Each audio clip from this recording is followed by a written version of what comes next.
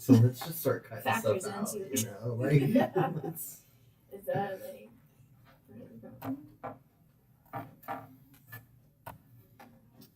Ants freak me out, but I think this is interesting. I was, yeah, that's the one I'm excited for. They really do. They freak me out really bad. I got swarmed by ants several times. Flying ants. There's a scene in one of the Hannibal movies where he starts feeding a dude his own brain. Whoa. He was making the jokes towards. Yeah. So funny. Not in a good way funny, but very good. You can cut out TV. Well, yeah. yeah, but I mean, like, I guess he drugged like, was he the- pulling it out and then being like, eat this? Like, you know when they do brain surgery, some brain surgery, you have to be awake.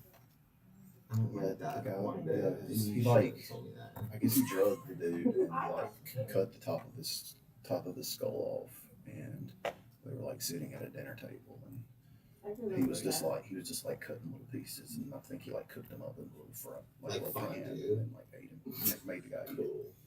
So, Yeah.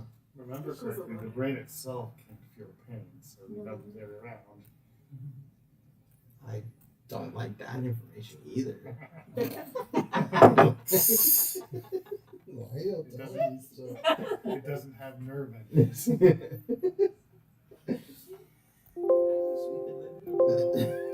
Only full of information, maybe. There wouldn't be a lot going on, I don't think. A lot of stuff there. I guess I was watching a TV episode the other day where brain surgery was happening. Oh, yeah. But it's spacey brain surgery, so Oh, okay, cool. it's all away. Yeah, awake surgery. I think that's one of the things that terrifies me the most. I had to create a new link. Oh, okay. You want me to send it to you? Sure. Sorry. You're the worst. Obviously. I'm kind of irritating myself right now. It's the worst when you start annoying yourself. Oh, that's so often. Hard myself sometimes. What am I doing? What am I doing? Sounds like we need to have some better self-talk. Yeah, I'm a bit hard on myself.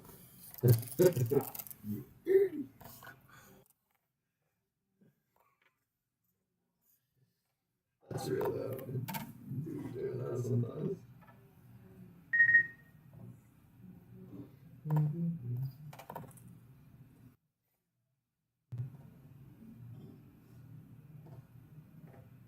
I don't know why, but never too much by Luther Vandross. It's been stuck in my head for like 48 hours. I mean, it's just there. Can't get it out. Did you actually hear it or just appear? Here's what it was. I didn't even watch it, but I was looking at my YouTube homepage, and on it was the Voice UK duo between a contestant and Jessie J singing. Never seen it. I didn't watch it, but I was like, that's a good song. And ever since, it's been there. That was a lot of information about my song, but it's been really, really in there. Which, like, good tune. Yeah, but anyone that just repeats over. Yeah. Yeah. Well, and I don't particularly know the verse words. So you So it's the just one like, part. yeah, it's just that one part. It's even better. Have you tried actually listening to the song to get it out? I haven't. That's probably a good idea. I should try. The question is, do I do the original or the version that got it stuck in my head, that Jessie J version? I mean, did you actually listen to Jessie? No, So- but I'm curious. I I guess really like Jessie J. and the choice, so it's pretty much a toss-up.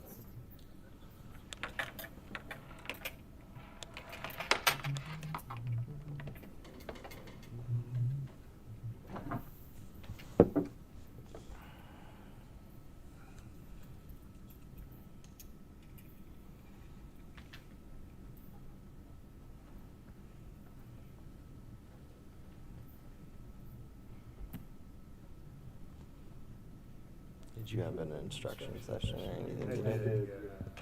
We did the one spring break cat usually comes in. They were later than usual because they've been scheduled for like, I don't know, 2 or 3 weeks back. Basically, the Tuesday right after we were closed for all the snow stuff. Oh, okay.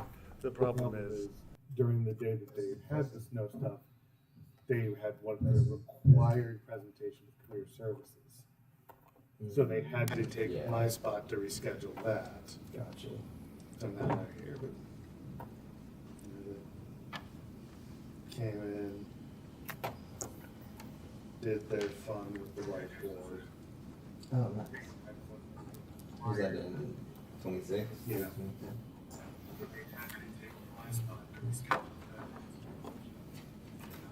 How big are those classes? I think they cap them at 25. Okay, that's not bad. A couple years ago, they were not enough instructors, so they had to break the cap a couple times.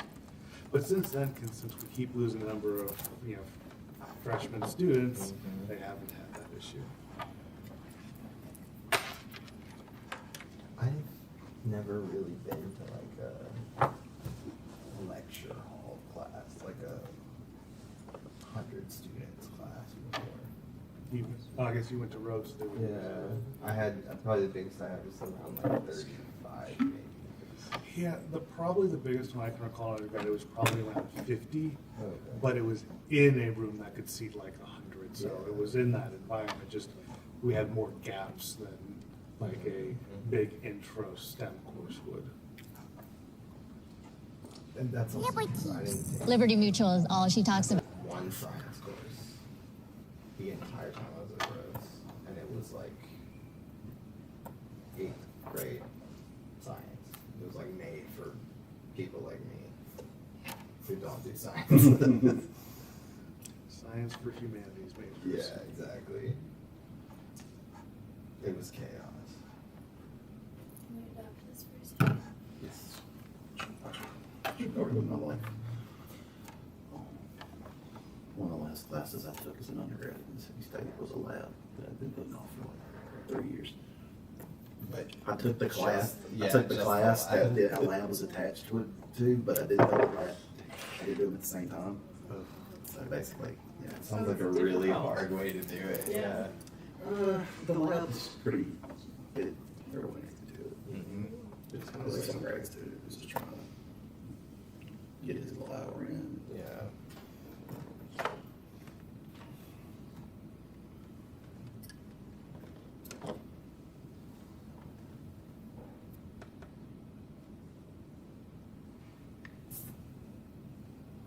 So I just waited a long time to take trig.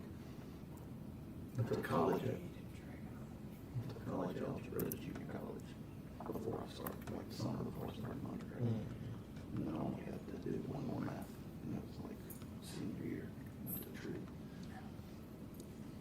So I took a stats class that was not hugely, big. I got into a high school that did a dual enrollment with a college that had a reciprocal agreement with the college I ended up going to. So they took a lot of my high school stuff. But I took a stats class, and that might have been, and I think I took a computer science class, and that might have been my prereqs out of any little bit of STEM that I had left to do. I had a good idea to charge that thing during the break, just to give it a little.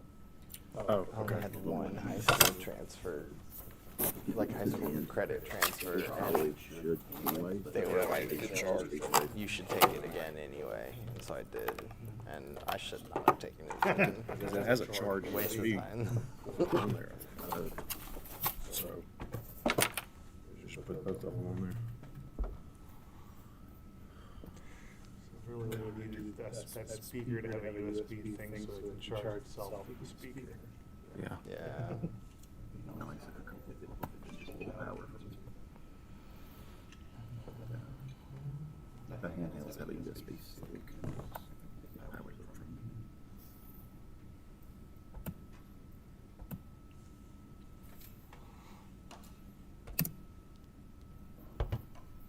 I need this coffee to show up, or I'm gonna be on this desk face down in like 6 minutes. That's where we're at. Just start. Just start the timer.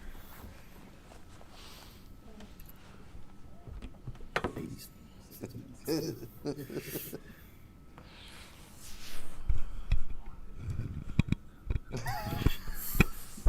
Damn it.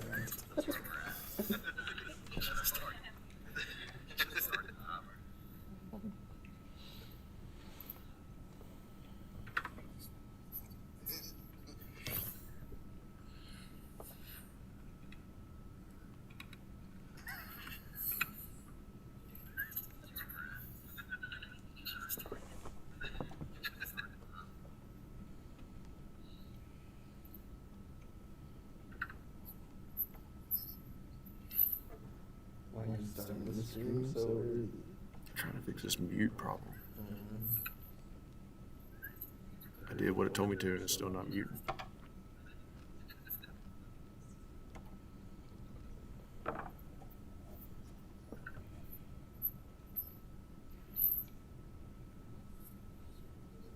Yeah.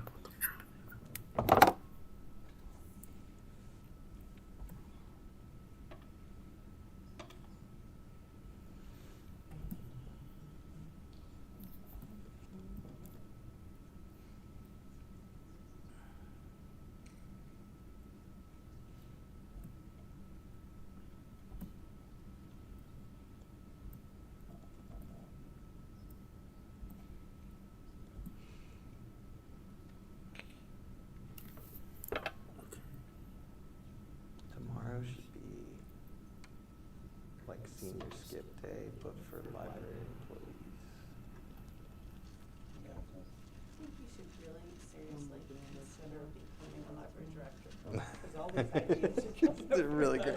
right on. I would have appreciated if you had proposed that before I had 2 different things scheduled for tomorrow. Yeah, I do have. So I guess some one of them things. I didn't schedule, I was invited to, so I didn't have a say on that anyway. I have chat tomorrow, and it's always hard to get through Friday chat hours. Yeah, I believe that. But you can do that from home. Oh, right, right. I can do it. I've done it on my phone before, but it's extremely difficult. That sounds very stressful.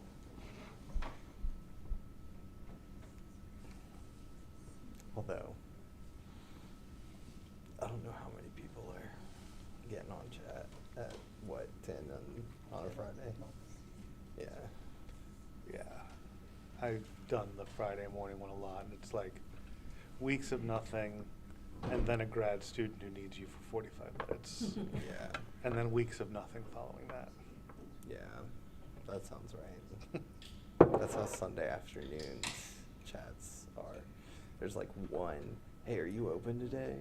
And then there's like a 3-hour, like, I need this very specific speech. Longest chat I was ever on was an hour and a half during COVID. But it wasn't like I wasn't doing stuff constantly. This is the patron like took forever to like respond, but they had like multiple things they were needing, so it was dragged on. Yeah. I was once, and I could have just like been like, go to ILL, they'll probably be able to get it for you, but I was really trying, and it took like an hour and 45 minutes, and I still didn't find it, and I was like, yeah, I give up, I can't. Yeah. But they were looking for this, they had the speech, but they didn't have like the source. So they were quoting something they didn't have the source for. And they were like, where can I find it? And it was not very well, like, not one of the biggest Martin Luther King speeches. And I couldn't find it anywhere that would be considered a reputable source. I could find it in places like Wikipedia-esque places, but so I was trying so hard. I was like, I'll be right back, like 6 times.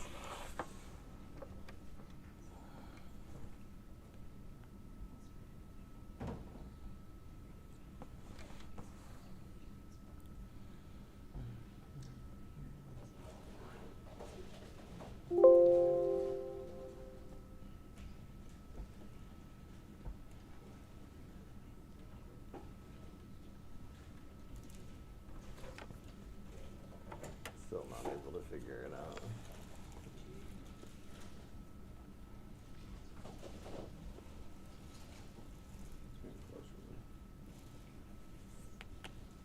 How do you get closer to shutting off one thing? That's fine. I'm figuring it out. Gotcha. I'll trust you.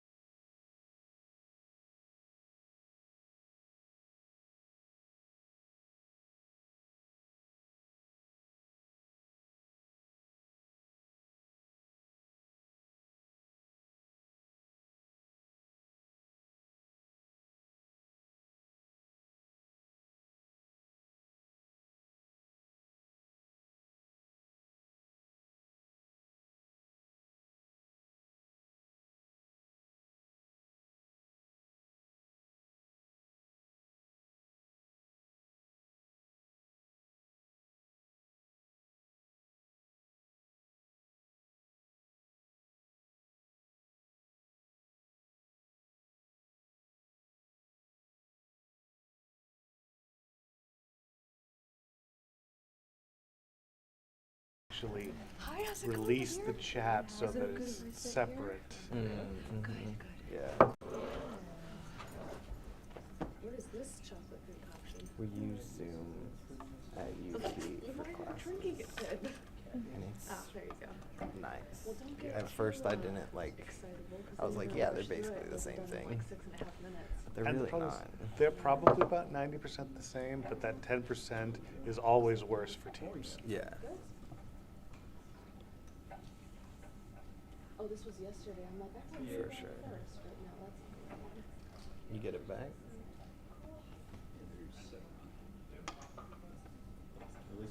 At least I fixed the sound from sounding like that. I wonder what we're supposed to do. I don't know. They just So asked wait. if I could be. Did you mute the sound? Oh. I didn't mute it, Oh, so so no. fancy. But it wasn't ringing. Even though I did the exact same thing you have to do to mute it. Alright. Backwards. I mean, And it's that good. thing It's that good. unmuted it. No, I'm glad you It did said one it's thing. good, 'cause then you can Don't do flip what it past does. I can't be seen corroborating So with now this, you I'm just gonna go sit at hide. my judge It's table. on, so- This is so fancy. Oh my Know god. that if you say something inappropriate.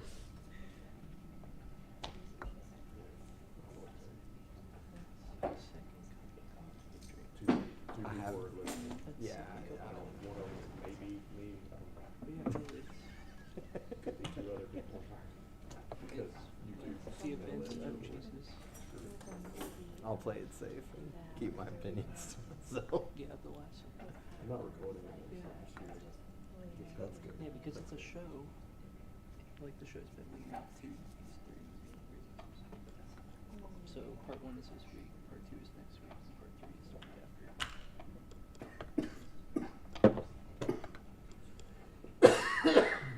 Do you want to watch the trailer?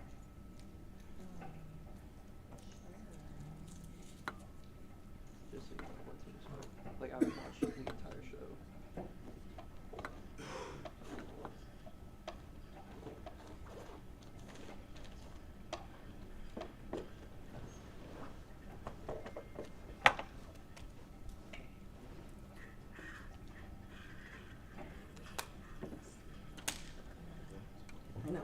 Cool. What is that, like Neo? Nice. You're right here.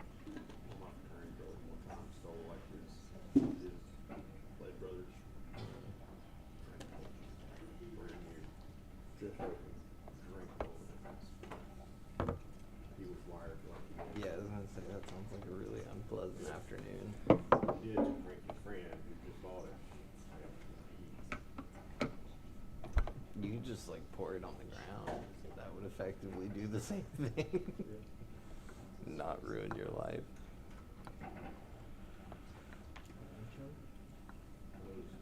Jesus. Caffeine thing, like a Concentrate. this stuff, the concentrate, and he drank the entire thing. Opened it and drank it. How many servings is in one of those things? And what is a serving? Like one squirt? I think that's the one I put in. 12 servings in it.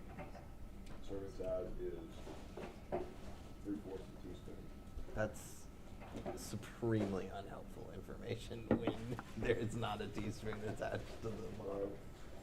Those Listerine chips. Yeah. Girlfriend, this is 10 years ago, but my girlfriend dared me to put the whole pack in my mouth at one time, and I did. How did that go? It eventually just stopped dissolving. Like it just turned into this huge lump, and it did not feel like it was dissolving anymore. And I It was just like, dissolved into itself. Dissolved. Yeah, Yeah. so I was just like, I'm done now. Check it out.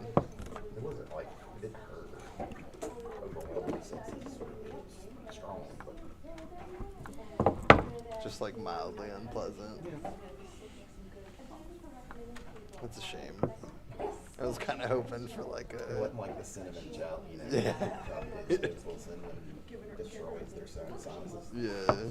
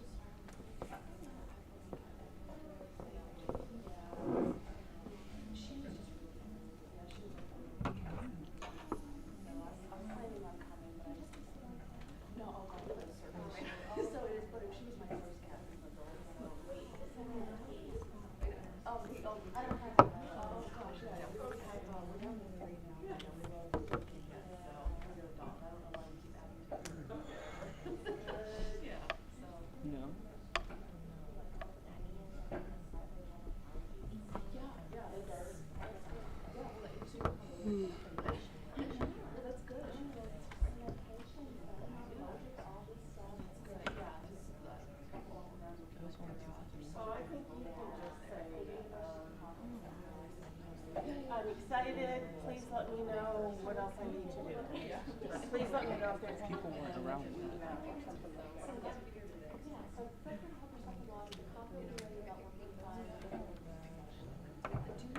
We'll watch this, but we'll watch that show. Like, I mean, obviously, to learn everything.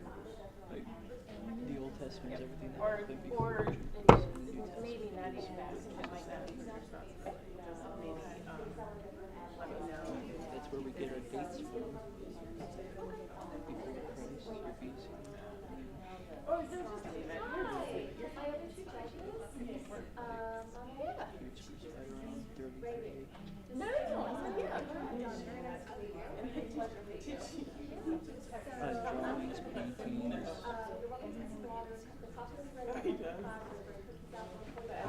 That's too funny. Well, that's cool. Maybe not. He might not. I don't know. No. Well, I mean, when the last time we played, I mean,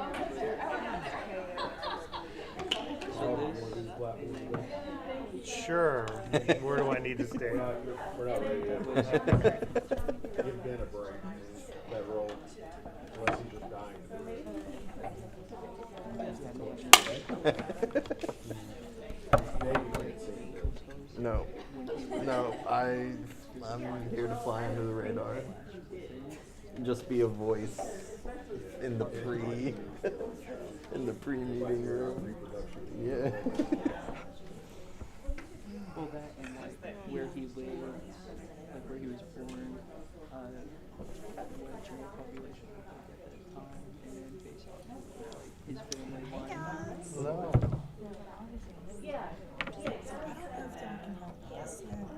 Like 2 copies. I had to make some edits on my presentation, and I just wanted to make sure that the right one. Let's see, where did Anna just go? One sec. Do what I'm sorry. So we can check out the techniques we present. Yeah, if you want to come up, let me go get Anna to look at. We can show what we have. But we'll get you sorted. Thank you. I appreciate it. I totally forgot the last slide with funding appreciation. I was like, oh, okay, well, I've got to put that in. Yeah. You can't mess that up.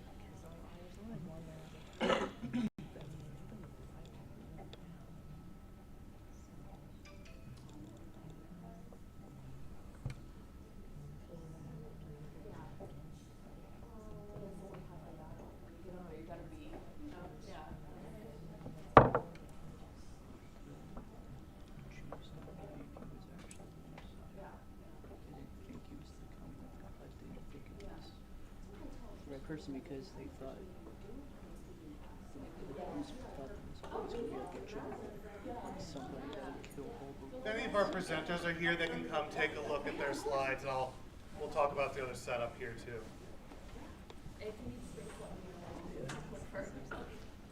Which one is yours? It's Elizabeth. Oh, you're fine. No way.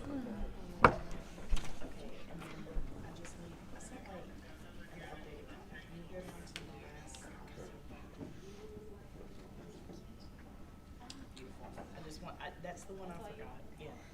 Thank you. Maybe I'll look also go over quickly the headset and stuff.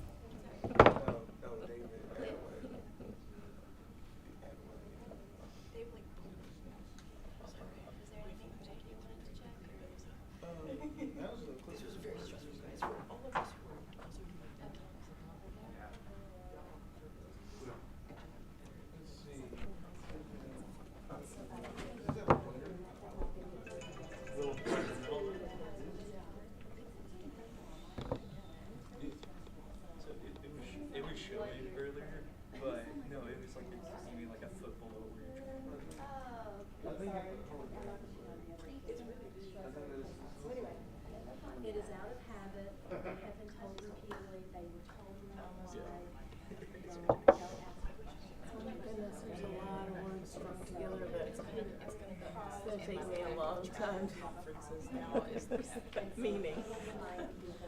Oh, those are Yeah, I was reading the titles and I was like, some of these I don't know what we're talking about. And some of these I know what we're talking about, but I don't understand, like, how it. I did that undergraduate research. Hello. They moderated a couple of those. Mm. Oh my God. I was like, you know, and then I'd sit through the presentation and be like, I still have absolutely no idea. You know, like, they're so smart. We'll have a couple minutes gap between the presentations so the judges can take their notes Thank you. down. I love this jacket. Yeah, It has so many jacket. pockets. Are there some on the inside as well? No, I was Okay. thinking about stitching. I was curious. Always. This is in lieu of a purse. Oh, very nice. Yeah. I love that. Except then I will forget to put Sometimes it takes a second. credit card and my driver's license back in the purse. It will stay in there, and then I'll be out shopping. I'm a mess. I need a purse. And you can't switch purses. There's no like. This is it. Press and hold, it'll start working. On your head and here, you do and it does have a clip. Yes. Oh my gosh, it was so cool. Yeah. I'm not a huge fan of the possum pen, but Oh yeah. I was like, okay, whatever. Yeah, it was cute. They did a big vote, like of all of the various options. And I think the other option was Encouraging maybe around the neck. astronaut or something. So I was like, all of those, I waited for the one. But That's crazy. yeah, it seems a very thing to me that people would like. That's what I was looking for. I don't want to do science. We catch the bad guys. No, and I like the While you're maps there, too. anyone check their slides, please call the office. The NASA maps. Okay. Yeah, they're like two big maps. Yeah, I have one in my hanging in my office. I was like, it's two maps, too many. But they're cool. They're colorful. Yep, you can get it right there. You just, when it turns on, just kind of adjust it a little bit so it's just right. Within your 6 minutes. No, but I made it. Yeah, and then it'll turn on. And also Yeah. right And here I is don't have where anything on Karen, my calendar timekeeper, will be. except for something She up will. tomorrow. Oh my have a gosh. laptop pointed here that'll have the It's not like TikTok also hold up challenge 5 thing. minutes I left, don't 3 know. minutes left, 1 minute left to I make think sure you see some so make sure people she are more catches your eye. stressed about If it. you ever hit time, she will ding the bell. The bell did not Oh, ding is yesterday. it the thing you have to do for the Yes. Keep it really like under, and then when they get up there, I realize like I should talk faster when you're anxious. So what was like 13 minutes of content. Absolutely not. I want nothing. I just want to be able to complain. So if you brush off. There you go. Well, you can blame it on me. And also, it's just the way it is. Like it's supposed to be like every campus. I lied to my teeth when I was a tour guide. All sorts of stuff. I just made up tradition Yes, so and yeah, see when we if get they would going, catch on. That was like my whole goal. Right here with the slider will be moved onto a table right here. So you'll see it kicking down in addition to Karen holding it to the side to get your attention at the key points. See if they're listening.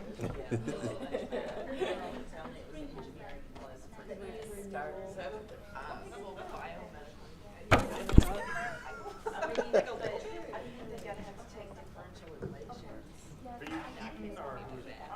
I am. What is that? David, okay, all right, so you're.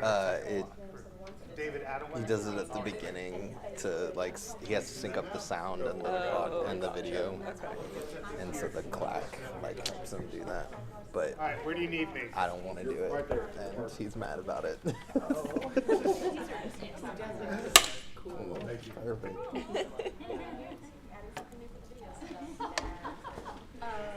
Action. There we go. I think we should do it more frequently. Like, At the beginning of every yeah, meeting. yes. It would actually help with these. Huh. Really? He gives me like the first three. The word you understand. No way I understand how annoying it is to fix the audio and how long it takes. And it does take a long time. So I don't want to let my pocket like I am going to turn it off in between because we found if people put it on, it makes a lot of noise.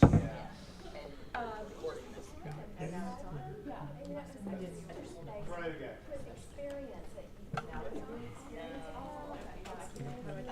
Holding count to 5.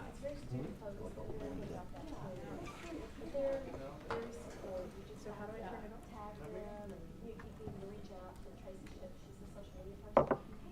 Okay. So the instinct is going to be the opposite. You're pressing and holding, quick press. He's done that since Yeah.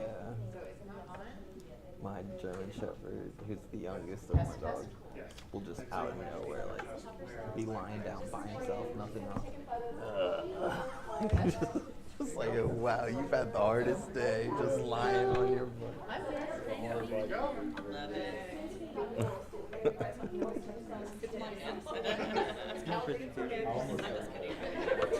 it was right there. And I was like, whoa.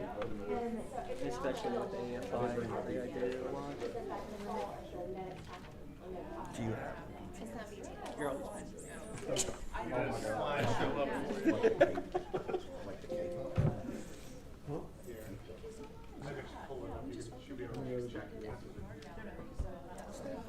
Things. I need to. I do not have That's Oh, they were trying to test doing whatever. forward and back. Is this one set to not do that? I think if I did that one, that would be great. Just 2 now. I just don't. Try this.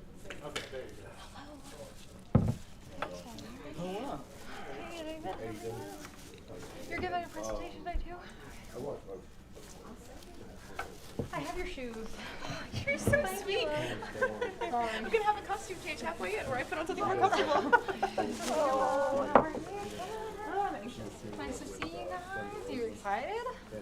I'm trying to turn that anxiety into excitement right now. It's just anxiety. Well, this is Keaton and his wife Addie. Keaton works with Caleb. Hey, lovely. Yeah, where's Caleb? I saw him earlier. Well, I saw that Neil's just coming back from lunch, so I'm hoping he'll be able to make it in time for 2 o'clock. Let me call him. I wish you could see He it. has 30 seconds. How cute. Happy colors. Don't have Caleb come here. He's working. He asked. I already called him. No, it's fine. Hey. Hey. Hello. Hey, Keaton and Adriana said to come watch me.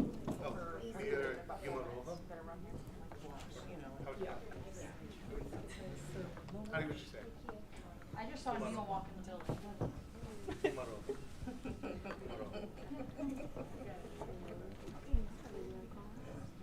No, I don't walk. He works with Yeah.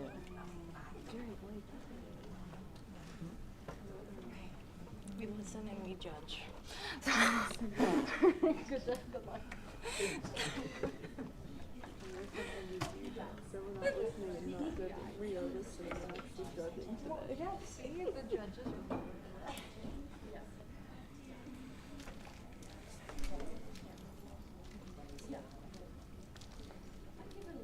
You guys, I'm very excited for this presentation. I didn't come at all yesterday. I came specifically right now for you.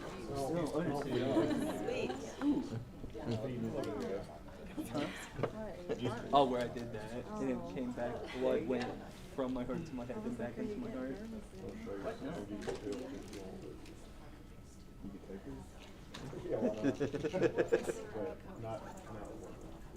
Yeah, I don't think this is wrong. I think it was just that color. But I've never seen one like it.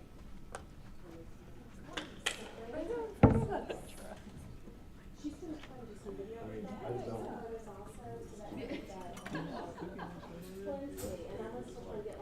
I guarantee you. Congrats on The last time that switch was turned off, that was just the last time that switch was turned off. No.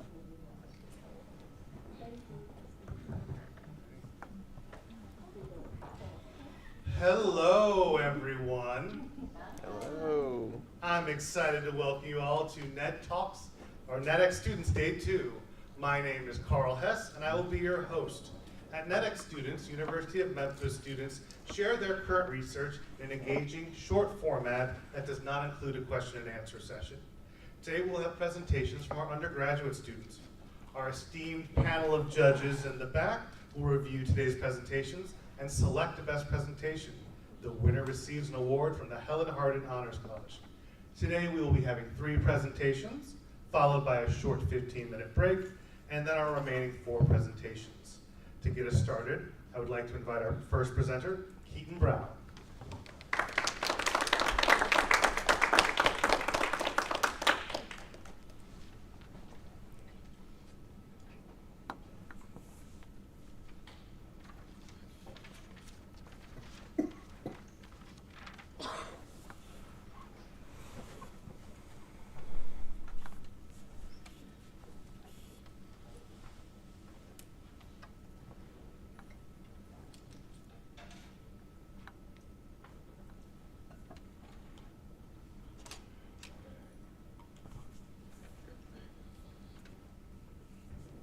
Alright, sweet. So, good afternoon. My name is Keaton Brown, and I am excited to share with you the curatorial process behind the museum's up-and-coming exhibit, Visual Arts of Mexico. So how many of you have actually been to the university's museum? Alright, sweet. So almost everybody. We actually just had a brand new exhibit open up this past weekend, and coming into the fall, we'll have this one coming up. So as a history undergrad student and a Mellon Foundation intern at the Art Museum of the University of Memphis, I had the incredible opportunity to curate this exhibit and bring Mexico's rich and artistic heritage to the public. But before diving into like the exact details with the exhibit, I just want to take a moment to for everybody to understand the institution that makes this all possible. So the Art Museum of the University of Memphis, or AMUM, is a university-affiliated museum dedicated to the visual art and culture. Established in 1981, it serves both as a research and resource and laboratory for art study and research, with a diverse collection spanning over 5,000 years of history. AMUM provides a valuable opportunity to explore artistic traditions from across the world to the University of Memphis and surrounding communities. With its commitment to artistic and cultural education, opportunities like the Mellon Foundation internship allows emerging scholars like myself to contribute to the museum and to meaningful projects. So, as a Mellon Foundation intern, my role has been to assist with research, curation, and the development of this exhibition. AMUM's Mexican art collection includes artifacts from 2000 BCE to the 1900s, which includes Mesoamerican artifacts, hand-colored lithographs to Mexican folk art and contemporary pieces. My responsibilities include researching all of these artworks, structuring the exhibit in an engaging and educational way, and then curating interactive didactic content for visitors of all ages and races. So let's talk about, as part of my work, I've had the privilege to work with all of this collection, so let's kind of look at the scope of it. So its collection holds 138 total objects for Mexican art. going from pre-Columbian period to modern art, these include artifacts, textiles, archives, paintings of folk art, which reflect the evolving artistic expression of Mexican culture. This exhibit is designed to highlight the interconnectedness of these works and their stories to tell Mexico's past and present. To fully appreciate this collection, though, it's important to know how it's all separated. So starting with the earliest works is Mesoamerican art. But what is Mesoamerican art? It encompasses the artistic traditions of Mexico and Central America before European colonization. So some of these include symbolic and religious themes, stone carvings, ceramics and textiles, and functional art, both as ritualistic and to wear. These important cultures are with the Olmecs, the Mayans, and the Aztecs. And these themes include deities, natures, and the cosmos, as well as hierarchical structures and rituals. And one of those objects that we have is this carved head that represents the Olmec heads. Whether it was made by the Olmecs themselves or the Mezcala culture, it still represents the previous histories. Following the arrival, to fully appreciate this though, we need to also understand post-colonial art. So post-colonial Mexican art emerged after European conquest and reflects the themes of identity, resistance, and cultural fusion. It incorporates elements from indigenous traditions, European techniques, and political struggles. Some of these include the explorations of national identity and heritage, depictions of social issues and empowerment, and then blending of indigenous and European artistic styles. A great example of this is this hand-colored lithograph from the Duran Codex, which documents the Aztecs' mythical origins and history through post-colonial artistic techniques and lenses. And then now we get to the third part with how artists in the 20th century redefined Mexico's artistic identity. So modern Mexican art continues to push artistic boundaries, reflecting themes of national identity, revolution, and surrealism. The exhibit will feature murals, so large-scale works emphasizing social justice and history, paintings and sculptures, so works by artists like Frida Kahlo and Luciano Tomeo, and printmaking, so art inspired by traditional folk styles and political movements. This era was pivotal in redefining Mexican pride and global influence in the arts. Now it's important to present this exhibit in a way that's both engaging and educational. So let's see how we're going to be doing this. So the exhibit is designed to be interactive, educational, and accessible to all visitors. My goal is to take people on a visual journey through Mexico's artistic evolution, as well as its histories. And art serves as a powerful bridge between past and present. And the exhibition aims to foster a deeper understanding of this and appreciation for Mexico's diverse cultural history. And to bring this to life, we're structuring the exhibit to allow all visitors to experience Mexico's art and history chronologically, while incorporating interactive elements that enhance accessibility and engagement. So how we're doing this is the exhibit is structured to flow chronologically, starting, let's see, laser pointer starts over here along the west wall, and it'll go from Mesoamerican, then we're going to go post-colonial, and then modern Mexican art. And over here, we're also going to have a section, but each of these are going to be bilingual. So I'm working alongside with a graduate student to make sure all of our texts are both in English and in Spanish. We're going to have 3D printed replicas of some of the artifacts in there for hands-on learning. And then we're also going to have like kid-friendly worksheets in there to engage younger audiences that come in. And the space is designed to be open and welcoming, allowing for a comfortable exploration of the art. Nothing going to be along inside the center, so people have, like, they see something across the room that they didn't see before, they can run over there real quick without having to bump into anybody else. But it also promotes a strong level of accessibility to all ages, and both to English and Spanish speaking individuals. But why does this exhibition matter? Like, why do we select things the way they do? It's significant because it showcases both Mexico's rich artistic, but also its cultural heritage. It's going to allow us to educate visitors on the impact of Mexican art in history and today. It encourages cross-cultural appreciation and understanding, increases accessibility to a wide range of audiences.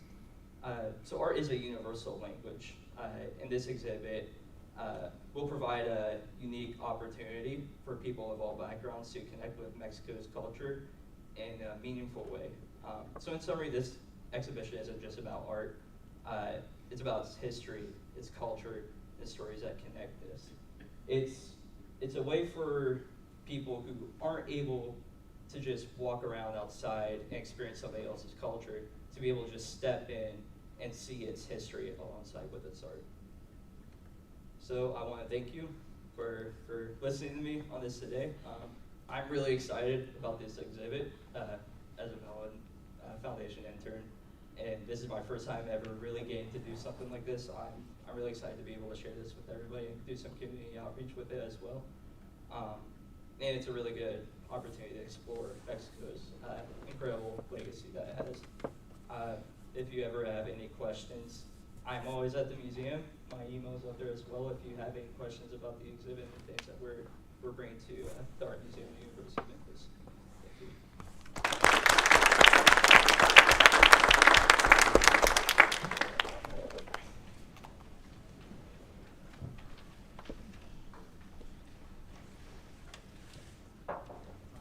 Thank you, Keaton. We'll give a couple minutes for our judges to take some notes, and then we'll move on to our next presenter.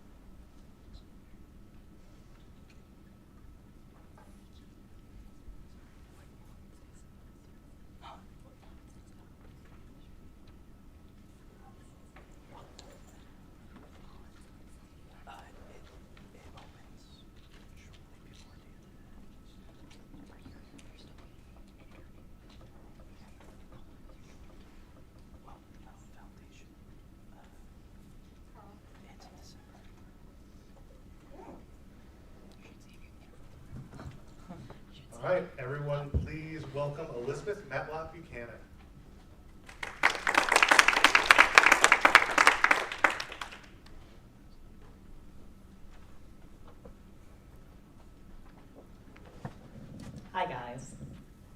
guys so much for having me today. My name is Elizabeth Matlock Buchanan, and I'm a junior in the biomedical engineering over at Herf College. I'm a research assistant in Dr. Jennings' lab, where we work a lot with antimicrobial targeted drug delivery. I am taking biomedical approaches in an agricultural setting to try to intervene in the culling of sows due to lameness.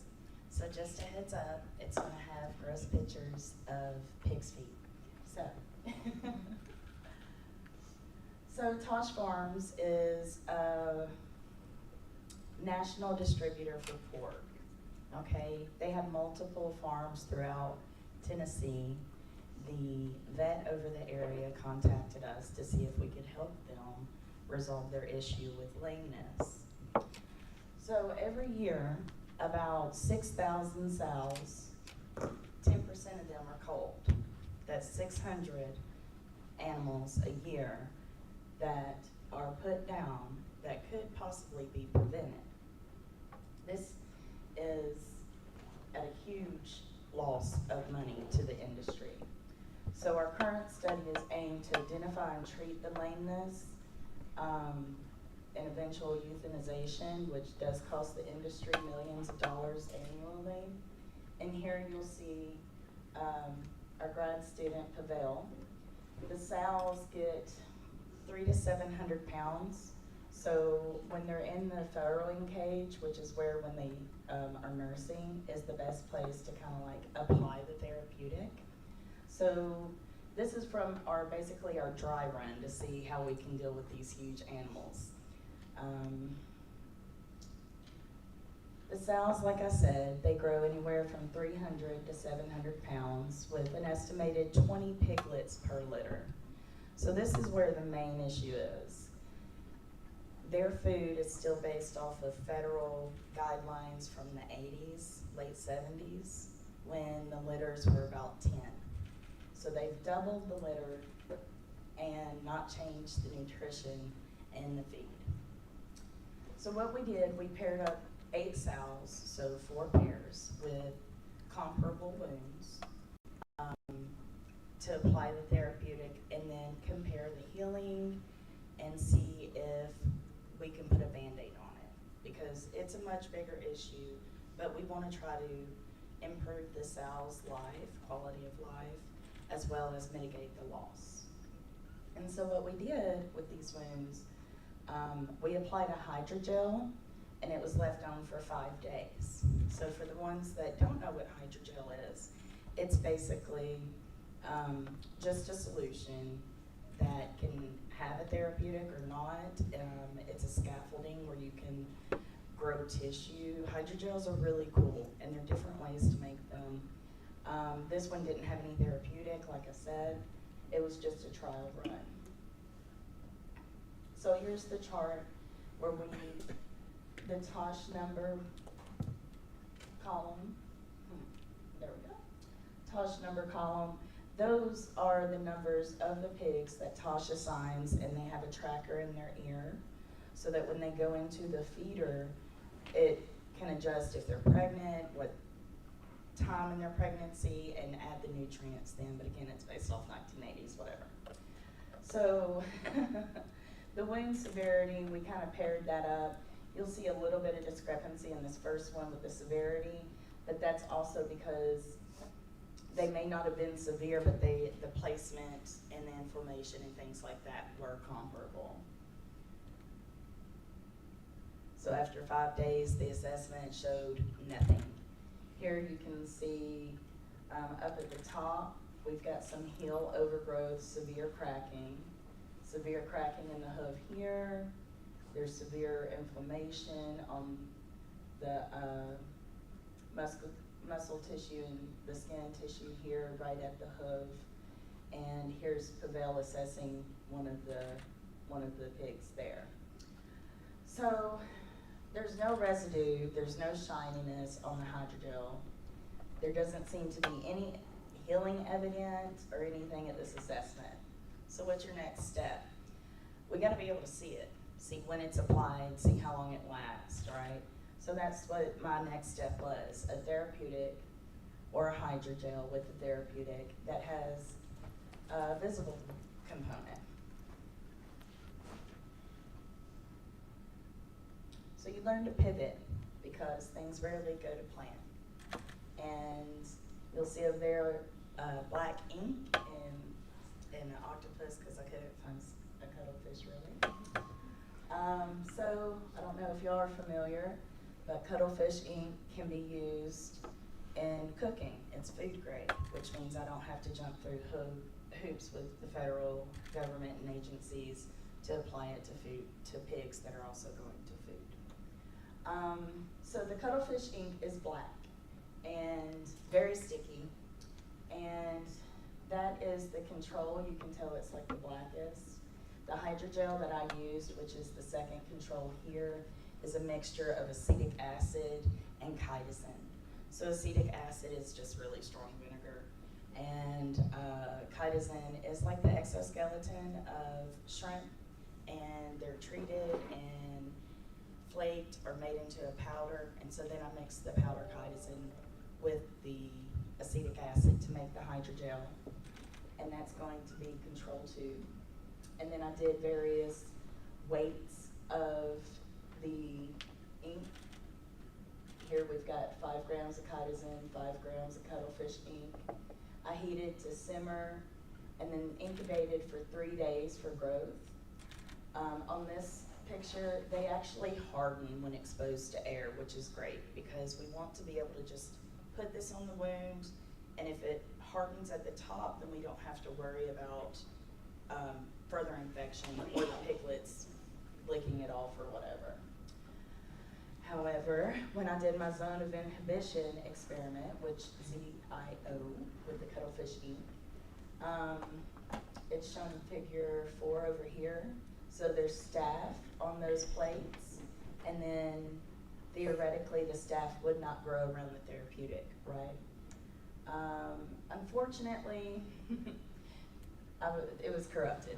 So mold bloomed in this particular experiment, and that happens. So what do you do again? You pivot. And so I did a trial 2, zone of inhibition. And this cuttlefish ink was sterilized. It wasn't just straight from the production people that we ordered it from. So I sterilized it myself. Figure 7 shows the control here, and then the figure 8 is the solution 1, which is 10% cuttlefish ink in the chitosan acetic acid control. But you can see here, those lines are staph, and it looks like it's feeding it. There's a huge growth of staph around the therapeutic. So there's no growth of the staph underneath the sample, which actually probably speaks to the acidity of the vinegar in the solution. Well, let's go ahead and pivot. That's what research is, right? It's a dance. We mess up and then we figure out why and then we keep going. And here you'll notice a bunch of honey and bees. I've done prior work on fatty acid signaling molecules. Fatty acids are like your omega-3s, lipids, things like that inhibit microbial growth. And it's very promising efficacy in preventing and killing staph. And so here, this is planktonic biofilm, so it's just like floating around in your body in the aqueous environment. And then over here, this is actually adhered to like your muscles or something like that. So once the biofilm forms a colony, it's very hard to prevent the infection and actually causes some death in the elderly population because the antibiotics won't treat it.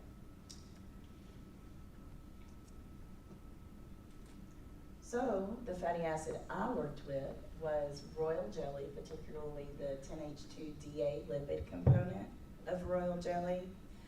And royal jelly is the only food for the queen. No other bee in the colony eats this food. It's packed full of growth hormones, lipids, everything that makes the queen, right? 10H2DA, this is the molecular structure here. So you'll see that it has a really nice bonding OH group. If you're not in chemistry, it's good. These are the results from my test with the royal jelly. Over on the left, figure 12, you'll see the eluted concentration of the fatty acid over the time, showing that most of the therapeutic was eluted within the first 9 hours or so. So those kind of experiments, let me kind of break this down a little bit. I applied the therapeutic to small coupons of HDPE, which is high density polyethylene. It's plastic. It's what your milk carton's made out of, you know what I mean? But it's also used in a lot of medical tubing and stuff like that. So I wanted to see if 10H2DA would prevent the staph from growing. And it shows that the therapeutic does release within 12 hours. Over here it shows that it releases within 12 hours. And then it's a linear relation. So you can kind of anticipate the dosage of the 10H2DA and the diluted and standard concentrations. You can figure out what you need for the therapeutic to be effective. And this is my most dramatic imaging. We did live dead stain on the staph.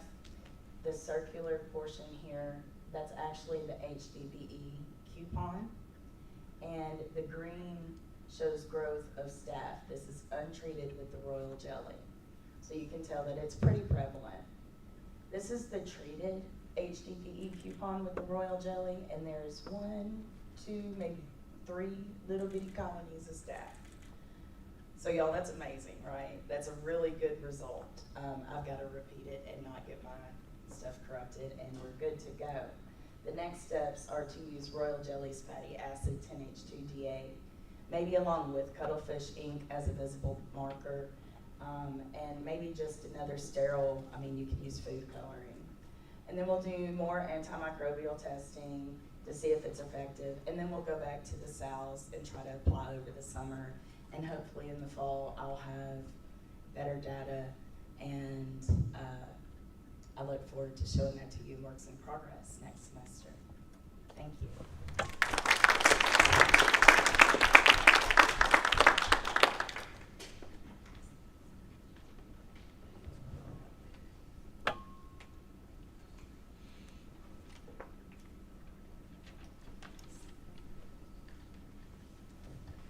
Thank you, Elizabeth.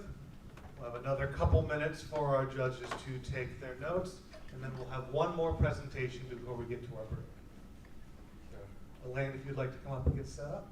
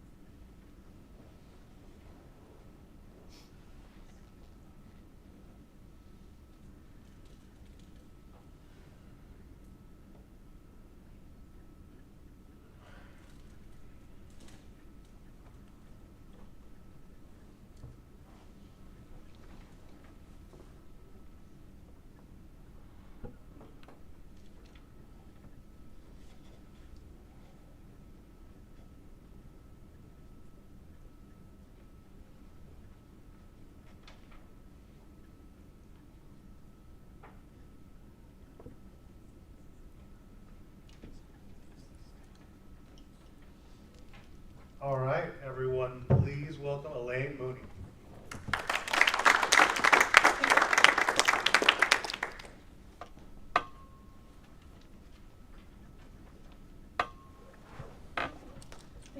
much for having me here today. I am really excited to present some of the research that I'm currently conducting in the Language and Behavior Lab. So we're going to be talking about blind imagination. Now, what might it mean to have a blind imagination? Could it be something like having a black projector screen in your mind? Now, that's not a rhetorical question either. Even top researchers in the world are debating possible answers. Now, the idea of a blind imagination, it's not new. It was first recorded by Francis Galton in the 1880s when he asked 100 of his peers to imagine their breakfast table and describe what they could see in their mind's eye. This confused some of Galton's more scientific friends because they had some trouble thinking that there could be anything in the mind to see. Of course, that led Galton to make the claim that men of science must have feeble imaginations. I scoff at that remark because imagination is what drives innovation in science, and science has a remarkable track record. But the fact that it took men of science almost 120 years to empirically test Galton's claim might lend it some validity, even if recent evidence doesn't support it. Now, around the same time that scientists were testing this claim,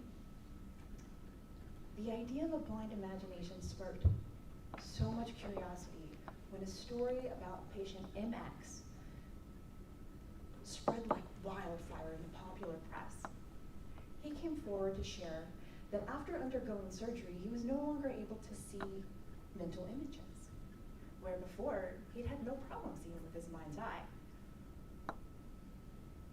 Of course, curious researchers, myself included, have been fascinated ever since. Now remember, this condition didn't even have a name 10 years ago. We call it aphantasia. Sometimes we call it image-free thinking, but I have reservations about whether or not it's truly image-free. And when asked to imagine an apple, many people can share that they see something like a mental image of an apple. Of course, people like me, I can imagine as intensely as I like and never see anything in my mind's eye. But does that mean my imagination is truly image-free? For instance, if I asked you, can you see the apple on the screen? Despite that it's been there this entire time, chances are you probably had no experience of it. Now, you probably could if I did something as simple as change the background color. It's really obvious. There's a representation of an apple there. But before that, did you know it? Even if you knew that it was there, chances are you didn't even see it. So what happens if it's out of focus? Do you still recognize it as an apple? Now, I don't personally see that as an apple at all. So for our purposes, let's make it a little clearer. Okay, that's definitely an apple. What if it were slightly off the screen, though? If you didn't know, would you still say that's an apple? What if it were so big that it filled the entirety of the screen? Do you still see it as an apple? Does it seem like you're seeing anything at all on the screen? Now, I didn't do any kind of magic. I never made the apple go away. These were never image-free experiences. Your ability to see the apple remained unchanged, yet your experience of the apple changed profoundly. And that gives me a lot of ideas. And that's not even considering if your imagination were vivid, but it weren't visual. Now, I can't project not visual items on the screen, but I can tell you a story. You'll just have to imagine the part of it you can't see, okay? So it all started when I walked into the library, and I'm greeted by an unfamiliar face behind the circulation desk. And I hear an enthusiastic, "Oh, it's you!" I'm a little taken aback. That is true. I am me. But I'm also very confused in this moment, and I can only think to ask what is probably the most dreadful question possible. Do you know who I am? And I've met with what might also be the most dreadful answer possible. Yes, you're Elaine. Now, that's also true. Now my confusion turns into panic because I know it's going to be my turn to answer that same question. And no, I have no idea who this individual is. Now the question, do you know who I am, is one I often struggle with, because while I can describe people, I don't really have the ability to picture their mind in my mind, I mean, their faces in my mind. And so, unless I know them really well, I may not recognize them right away. And so as I'm searching this woman's face, trying to figure out how I might know her, I notice her mannerisms. There's something about the way she's moving that reminds me of my very best friend. And I'm surprised to find out this is actually my best friend's sister, the only sibling of theirs I've never actually met. So for clarity, this is me and my best friend. This is the person I met in the library. My best friend, sister. The family resemblance is striking, no? Now I can see it clearly in the side-by-side comparison, but that day in the library, I didn't recognize anything about these two individuals as being similar visually. I saw similar, familiar movements. And that gives me a lot of questions about what kind of mental representations do I use to navigate the world? And I hope it makes you curious about yours as well. Now, my research leverages the difference between these mental representations to figure out how we understand language. So if you read the sentence, the apple is blue, assuming you've had experiences of apples and the color blue, you can combine those to understand what a blue apple is, even though you've likely never seen one before. We, in my field, call these mental representations that occur automatically mental simulation. And they're a little different from imagination because they happen automatically and you can't keep them. They're automatic, they're automatically gone. We call the images that you can generate on purpose and keep, we call those mental imagery. And that means that you can visualize a blue apple, even if you no longer see one. So my research is leveraging the difference between mental simulation and mental imagery to figure out what's the effect imagination has during reading. Now, that's a really good question, but how do you measure it? So first we had participants read a sentence that implied the visual features of an item. The cat is sleeping. Then we showed them a picture of the object. And that picture could agree with the sentence. A sleeping cat would be lying down. Or it could disagree with the sentence. A sleeping cat would not be scratching a post. And we asked them to confirm if the item in the sentence appeared in the image. Of course, not surprisingly, they answered faster and more accurately when the sentence agreed with the image. So my question then became, if the reader had instructions to visualize what they read, does that change how they respond when they see these images? And preliminary results suggest they do. And that's interesting because it establishes that there's a difference, a measurable difference between simulation and imagery. But it kind of makes me wonder what that difference might look like for individuals who have aphantasia. Well, in order to talk about that, we have to talk a little bit more about imagination. Because it's not just a matter of if you have it or you don't, it's a spectrum. So my friend from earlier, they actually have a condition. It's called hyperphantasia, and it's the opposite. That means when they read a sentence, they cannot help but experience photorealistic mental imagery. They don't even have to do it on purpose. It just happens automatically. Now I have a hard time imagining that because I have the opposite of that condition, aphantasia. So while I read about something, I know what it looks like in my mind, but I don't actually see it. Well, most people probably fall between these two extremes, somewhere across the scale. And this is really interesting because our preliminary results actually show evidence of this imagination spectrum. Now, to talk about that, we averaged everybody's results. And this is what we found for the average imagination, whatever that might mean. Now, you don't necessarily have to know how to interpret these graphs, but you can see that for an average imagination, there's something different that happens when they're actively trying to visualize what they read. And you can see that because the light blue bar is shorter than all of the others. that implies that they're experiencing something as they read when they're trying to visualize it. Now this is what we see when we look at individuals who have hyperphantasia. Well, there is a difference between the gray bars and there is a difference between the blue bars. But the difference between them as a pair really isn't that different. Essentially, it looks like they're the same. More interestingly, this is what we see when we look at individuals who might have aphantasia. There's clearly some difference when they're trying to visualize what they read, but it doesn't look like what we might suspect it should. There's no result from that effort, but we see some difference in the stark gray bar, which means there's something going on when they're not trying to visualize what they're reading. It implies that there might actually be some kind of visual feature to their mental representation that's affecting their behavior. So all in all, when we look at this, we realize that individuals who have average imagination, they are experiencing something when they try to visualize what they read. That makes sense. If you're not thinking about it, and then you actively try to think about it, you're generating that image. Now, individuals who have hyperphantasia, what difference would it make if they're trying to visualize something or not, if it's always occurring for them? Of course, individuals who have aphantasia, that's really interesting. It leaves me with a lot of questions about how we can further explore that. Of course, now these results are they're too weak to really make any kind of scientific claims, unless we want to be Francis Galton, and I don't. But I am with a lot of questions about what this might mean about the differences we experience in imagination.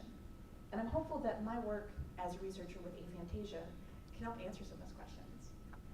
But imagine, if you will, how much more we could achieve if all of our imaginations worked together. Thank you.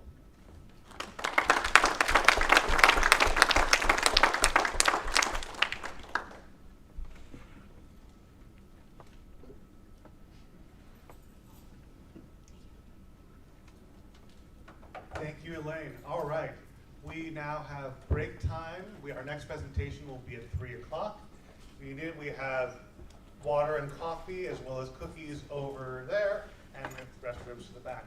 We'll see you again at 3 o'clock. Boogie woogie. Great job. I'm gonna be right back. Do you need anything? One up? Thank you. Oh, for dinosaur.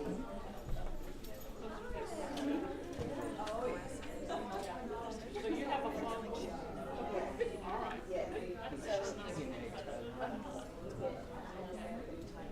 Like me, sometimes he needs like time to just zone out on something. Yeah, exactly. Okay. Saying like, oh, seriously, that's oh, you just don't want to hang out with but we take it as like 100% serious.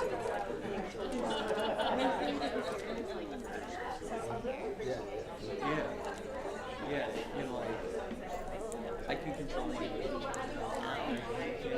But you,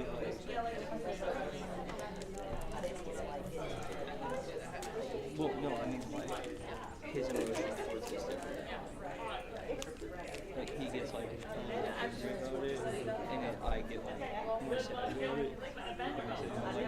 None of my business. Yeah, that's where he's at.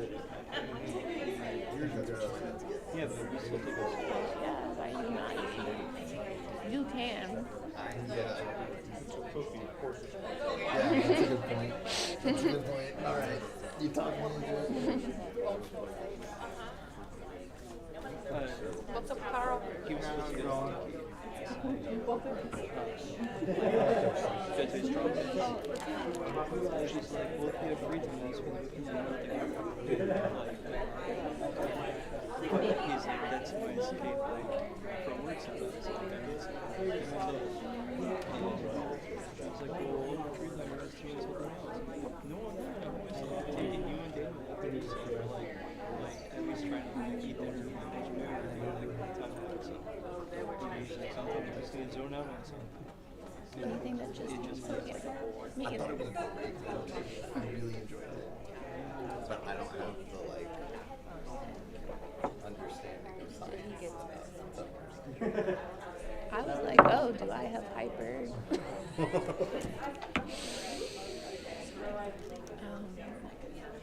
I feel like it acts up because sometimes, you know, I can't not picture whatever horrible thing someone just said. Well, I do, but I don't get like angry. No. Like he gets like either way. I didn't understand what she was saying was her experience at all. So maybe that's how you know.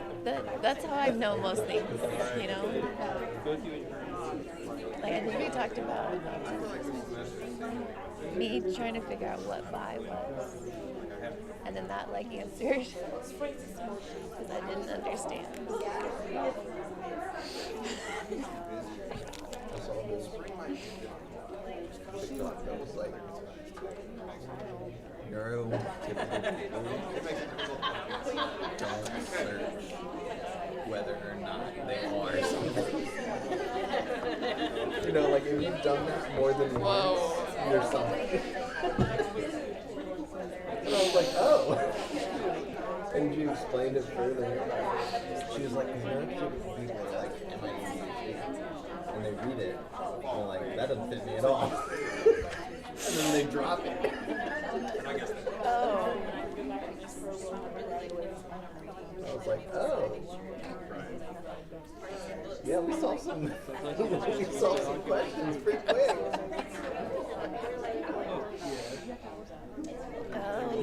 The number of times I've looked up autism. Oh my god.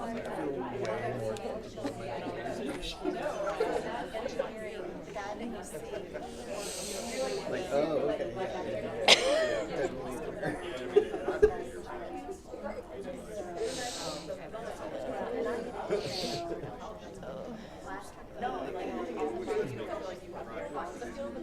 Yeah, my dad's probably never looked Yeah, up. right. Like, you know, they're out there.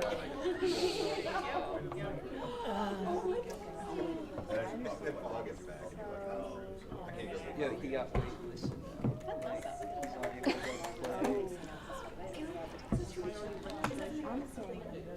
But yeah, that because so that's my international friends. I'll see what I can do. That's what you want in a friend. That's very true. Yeah, that's what kind of like, you're like, it's just a game, you don't have to play it, you can get off. Do you like them? And they're from the bakery. So it's like.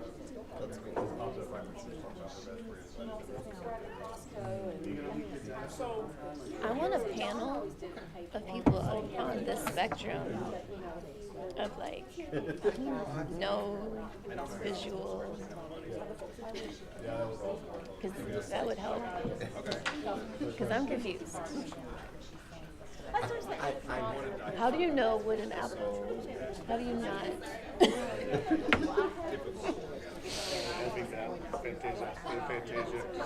Yeah. And again, I assume based on what we were just saying, like, it's probably it doesn't, it's not relevant to me, but like, I don't understand. They were $6.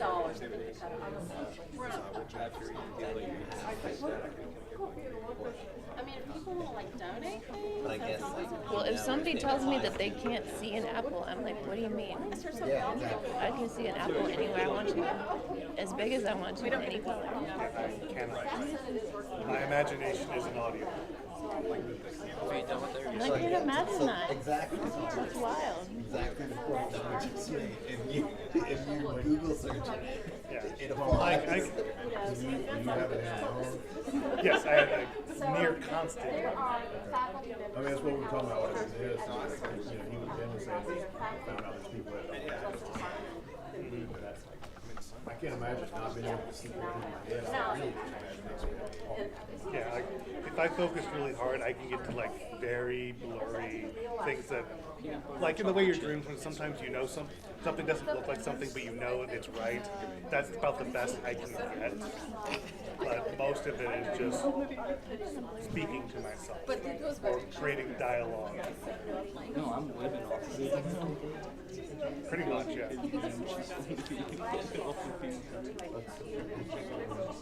I've got one experience that I like didn't know was a thing until today. But I suppose I just hear Have you pictured an apple today? Exactly.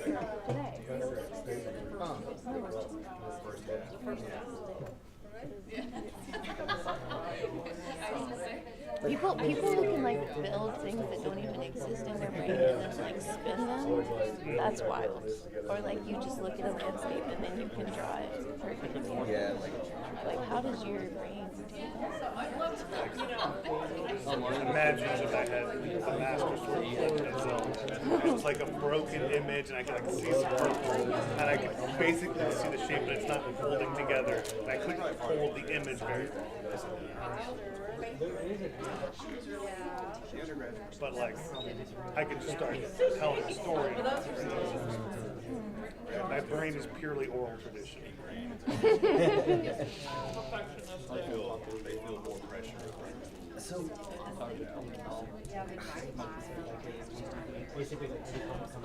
you describe anything, I'll picture it without permission myself. I don't know. I would have to talk to her. She knows better than I do. That was that was a good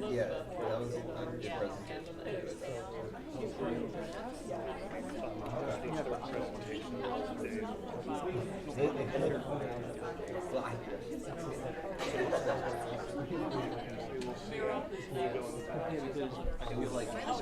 She made it.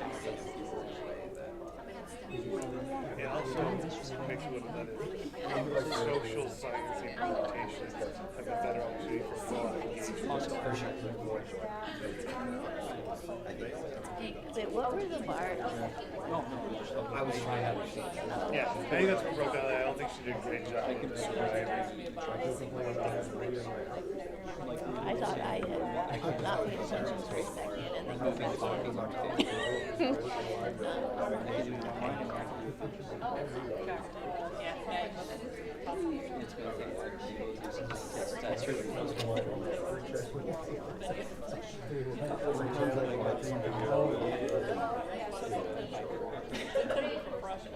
Are there people in control of it?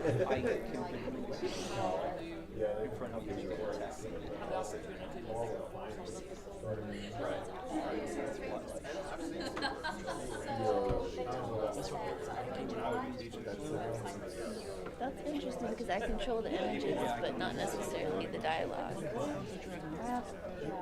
So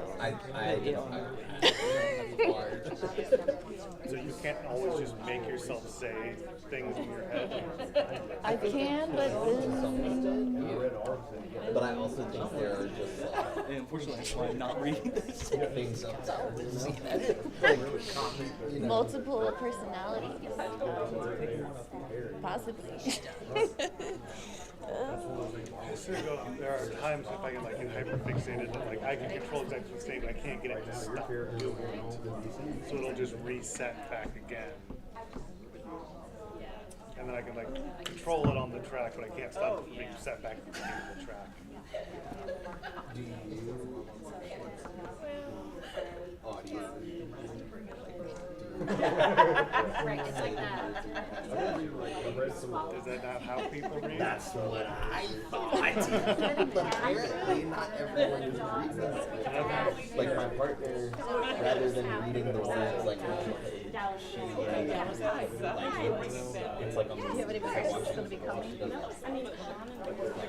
I don't even understand what you're saying. Yeah, exactly. Okay. Like, and the horse walked over the mountain. She doesn't like say that sentence. She just sees the horse walking over the mountain. So is she like purely visual? No. But it's like just read it.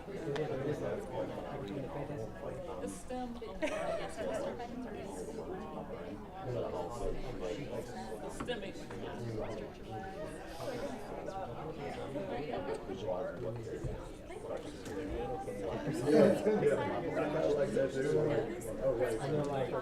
do that. I think I do that. But I still have the words. Oh, let me find.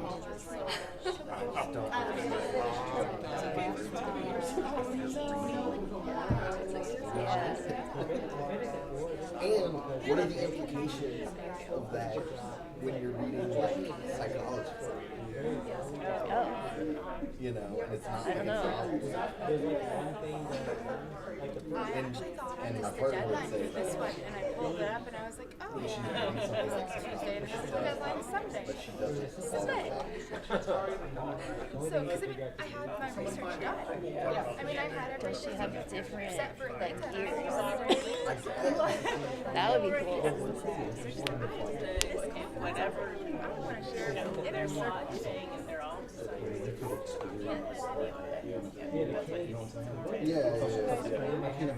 We're moving. So I'm moving back in with her. Yeah. And then she'll move in with her. And then we'll move back in together as like a third roommate. No, for sure. Like, But our lease is up, and yeah, we don't want to have straight lines together. like people were like, oh, if you were doing a blind seat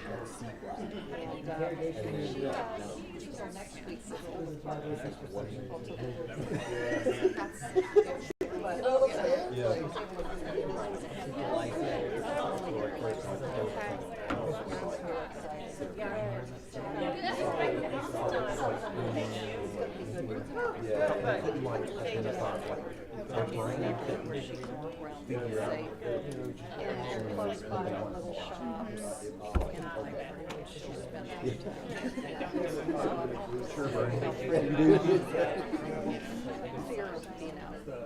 or like Part of charging back up.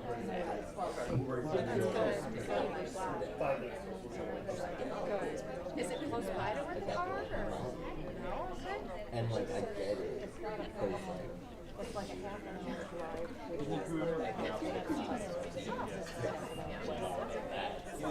But the venue, I it's the think, same kind of like It's a little bit further out. no one told me nah. You'll see that. Like that goes around. That was the first question I asked her. I said, I know you like this apartment, but make sure you know you're gonna like no location. She said it really didn't matter. We'll get started again in just a couple minutes.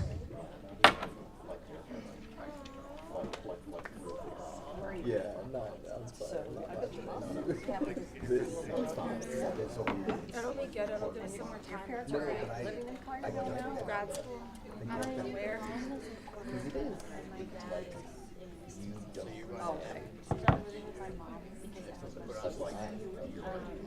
Their specialty is housing insecurity for their conference.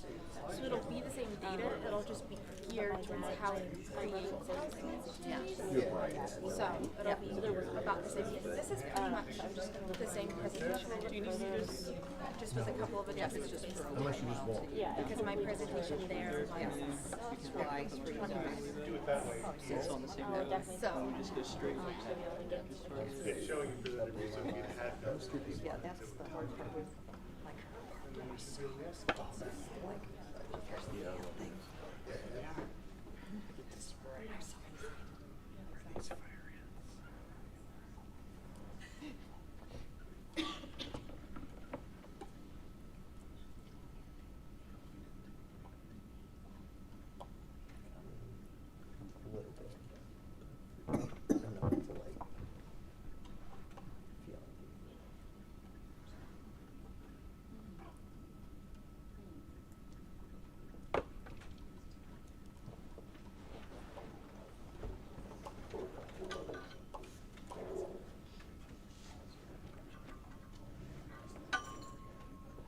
All right, everyone, please welcome Mira Umarova.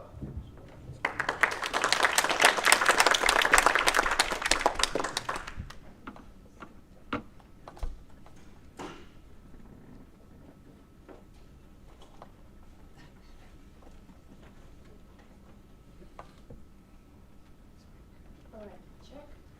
And perfect. Sorry for a little hair problems here. Hello, everyone. My name is Mira, and I'm here to talk you about some ants. So my research is on pheromone communication between ant larvae and workers. And of course we're going to talk about background first. So in many social animals, there are foragers who forage and go hunt and get food, and of course they have to forage not just for themselves, but for everybody else in the colony who cannot forage for themselves. So we have this system in many social insects, like ants. In ants, foragers and larvae do not even physically contact with each other. So what foragers do is they bring food to the colony, and then larvae carrying workers take the food, go back and care for larvae. Meanwhile, foragers go back for more food, but they have to consider the nutritional needs of everyone in the colony, so they have to know what everybody wants to eat for dinner. That's why chemical cues or pheromones are playing the crucial role in this communication.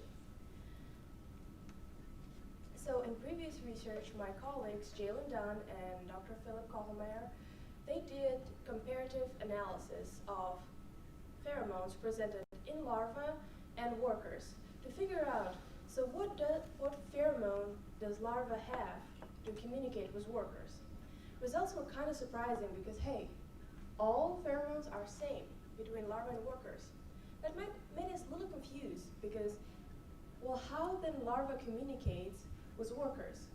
Because larvae needs much more protein at some point of their life than before, than carbohydrates. And foragers, they magically know, hey, I gotta go and forage for so much more protein than before. They just know it. So how do they know it? What we figured out is we have big discrepancy in concentration of N-alkanes in larvae and workers. So pheromones are same, concentration of pheromones is different. Especially these two particular ones, it's NC27 and NC29. The concentration of these two pheromones are much more concentrated in larvae than in workers. And that's how my project was born. My hypothesis is to investigate whether N-alkanes, and specifically NC27 and NC29, can act as a brood pheromone and can increase the protein foraging in the workers. So what do you do when you have hypothesis? You pack your stuff and you fly to Albany, New York to spend 1 week in the forest collecting ants.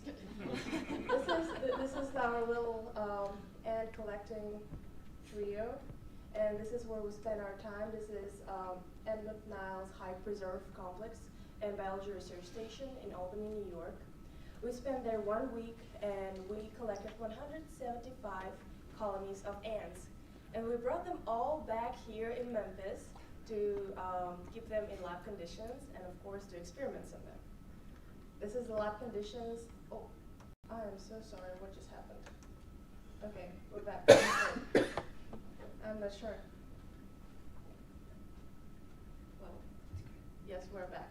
We're just gonna have to scroll a little bit. This is the conditions that we kept them in. So they have this artificial ant nests that we made ourselves. Very, very self-improvised, but they provided everything that they had in the wild. So what we did is we collected the brood from every colony and we starved them for 7 days. It is kind of cruel, but also we needed them to reset their foraging strategies, their foraging memories. So foragers had to forget what they were foraging for, and they had to realize there is no brood at the colony at the moment. After that, we take the colony and we pipetted the control or the treatment solution that contained either some kind of smell, some kind of pheromone for them to observe and to make a decision what to do after that. So after we put the treatment in, we gave them 1 hour to kind of settle in, understood what's going on, and then for 3 hours, we observed them. We gave them choice of 2 sources of food: carbohydrate, which was honey, and crushed flies, which was protein. Why crushed flies? We are fly lab. we do research on flies on the side, so we have a lot of fly byproducts. A side note, this was the worst part of the experiment because you have to crush flies. They make very unpleasant sound. It was horrible. It gave me PTSD. I had to mention it. So anyway, you sit there for 3 hours, you stare at ants. Yes, I dreamed about ants after that. Because you stare for 3 hours at the ants and you have to count every foraging trip. So what does ant do? Forager goes out, get food, goes back. Get out, gets food, go back. Every trip back and forth is a foraging trip. So you have to keep track. So you cannot do all 175 colonies at the same time, of course. We have to opt out for 3 to 4 colonies per day, per experimental day, of course. So let's look, the key treatment, what did we pipette, of course? We have, key treatment is synthetic versions of pheromones, because we cannot just milk all the ants for the pheromones. We made the synthetic versions ourselves. We calculated the amount of approximately pheromone that 100 larvae will extract. And we made a solution with either C27, C29, or combination of C27 and C29 with respective ratio to each other. And for controls, we had 2 controls because we need to control this experiment somehow. It's pure hexane for negative control and larval extract for the positive control. Because larval extract itself, as shows in the previous research, can trigger that protein foraging behavior. So we know if it's going to correlate with larval extract, then it worked. And let's look. Something happened again. I'm not great with technology at all, so I think we're just going to wait for it. Yes. So we're back here. Yes, here's our result. Very colorful, love this result. Let's see. This is our carbohydrate result. First of all, we never really cared for carbohydrates, but we had to do this to make sure it's not correlated with our main question. And we can see it did not. So carbohydrate foraging is pretty much unbothered by whatever we pipetted on there. It does not correlate with any treatment. Yes, it has some discrepancies, but it's just usually because of the number of workers per colony. So we don't really talk about that, but this is the question of the whole research. This is the question of this project about protein foraging. And let's look at that. So this is our negative control, hexane, which corresponds to NC27 and NC29 treatments. So we do not see any increasement in protein foraging. So didn't work. That does not trigger no protein foraging. But now we're going to look at our positive control at our larval extract, which correlates with a combination of C27 and C29. So combination of synthetic versions of C27 and C29 actually did trigger the protein foraging in the ant workers. What does it mean? So we observed significant increase in protein foraging in response to the mix of both C27 and C29, meaning they act as a quantitative pheromone. The C27 and C29 itself is usually pheromones that act as a vaccicuticle, so they are working to prevent insect from the desiccation. But here we see that they co-opted to the function of acting as a brood pheromone, increasing protein foraging. Yeah, this is again. So they demonstrated that foragers can interpret this and use this as a signal to go ahead and forage for more protein. And the question is here, so why do we care about this? Some ants collecting some brood, doing whatever they want to do. This is actually the first empirical data about any brood pheromone in ants. So we know some stuff about larvae in bees. We know some stuff about larvae in termites. We actually do not know anything about larvae in ants. This is the first empirical data about any larval communication between ant worker and larva. And this can bring the huge insight for the future research on communication between ant worker and larva. Our plans for the future research is to see First of all, how this pheromone signal can terminate the protein foraging. So at what point does the worker understand, okay, we're done on protein here, I can go back to the normal foraging?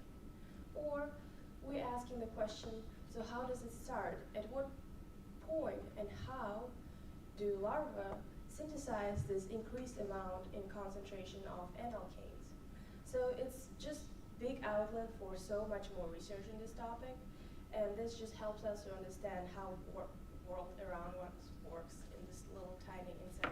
They're a little blind, a little deaf, but they communicate through the chemicals. And I want to just a little bit of acknowledgement for my amazing lab. First of all, for the funding support from Honors College that gave me a fellowship so I can do this research over the summer. And assistance from Ellie Abbott for standing with us in the forest, hunting by bugs, collecting ants. And my lab mates from my lab, because the work environment is just so amazing. And Clarence Camview for being my lab partner in this project. And of course, Philip Allmeyer for being my mentor. And for everyone who's interested in any articles that we use to conduct this research or to write a paper, so this is the QR code to every article and every citation I use in this project. And thank you so much for listening to me. It was a pleasure.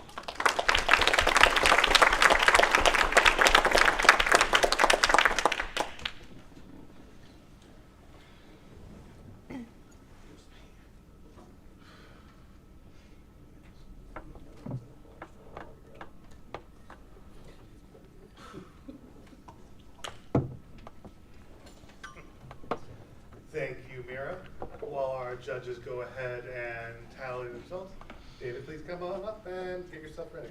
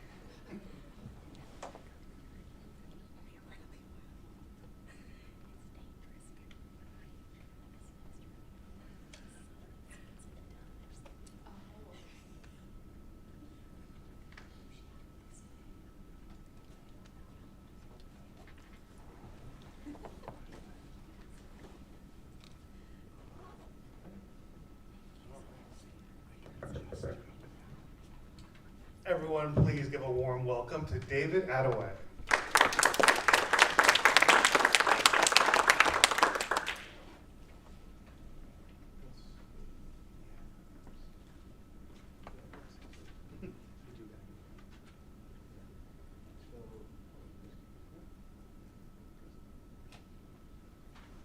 Testing. Is it working? Hello? All right. Sounds good. Thank you.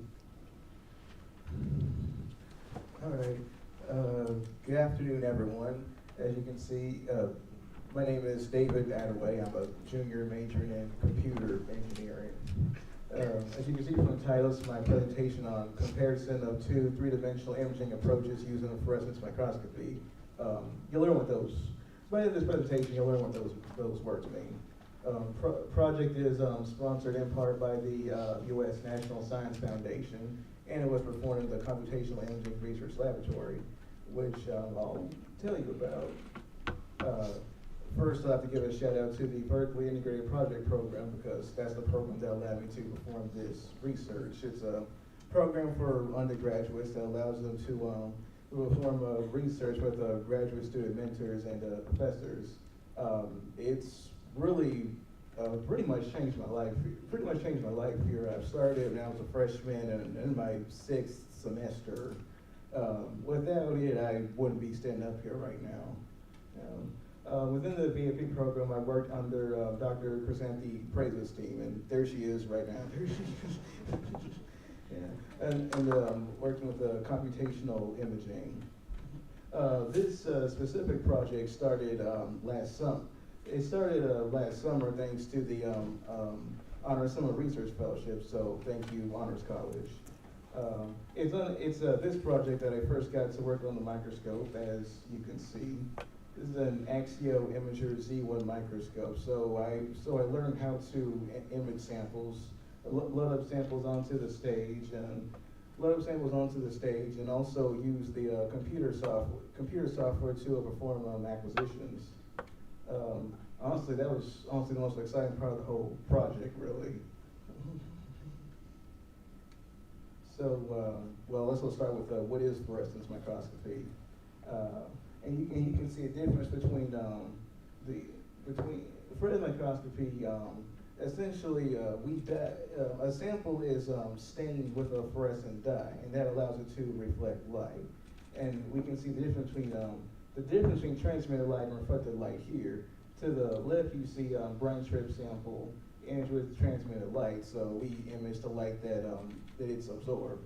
Of course, the sample's pretty thin, so we most really just see the general shape of it. But to the right, you see the same sample, but image with a reflected light. You can see the light we emit onto the sample the light used to excite the sample as a certain wavelength, and then the sample will emit light in return at a certain wavelength, and then the microscope will only capture light in the emission wavelength. So this allows a great contrast between the sample and the background.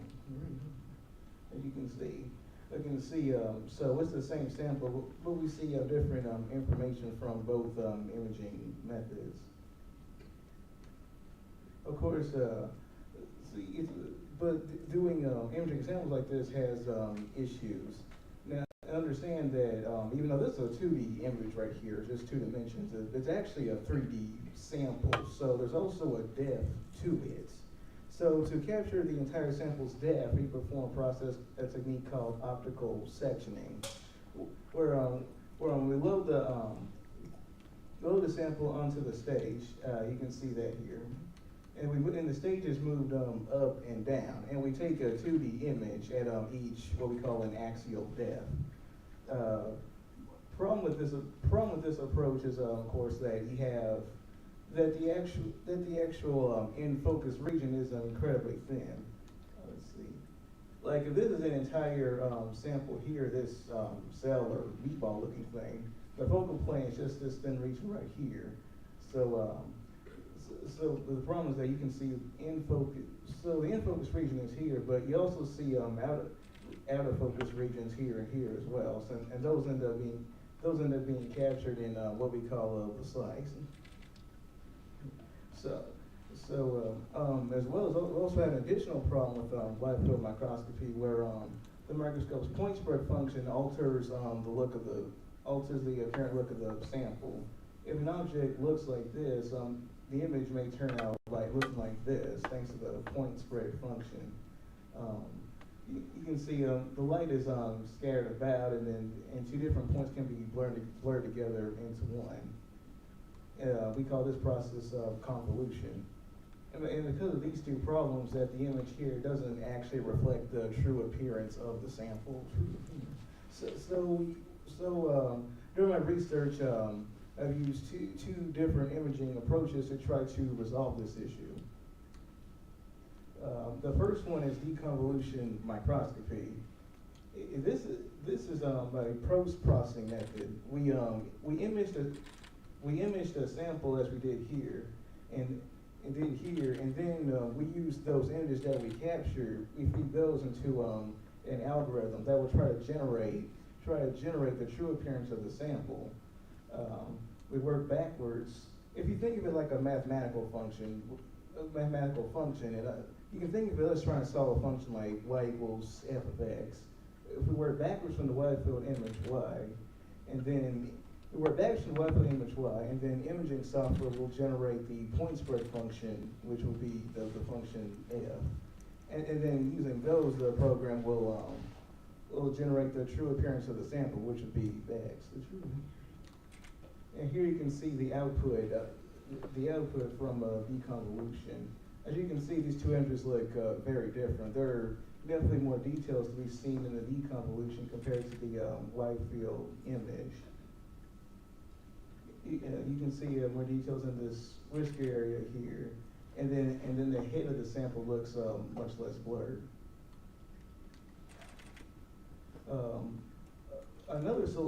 The second approach I researched was structured illumination microscopy. And in this method, we actually change our imaging approach. We use a device called the Zeiss apotome.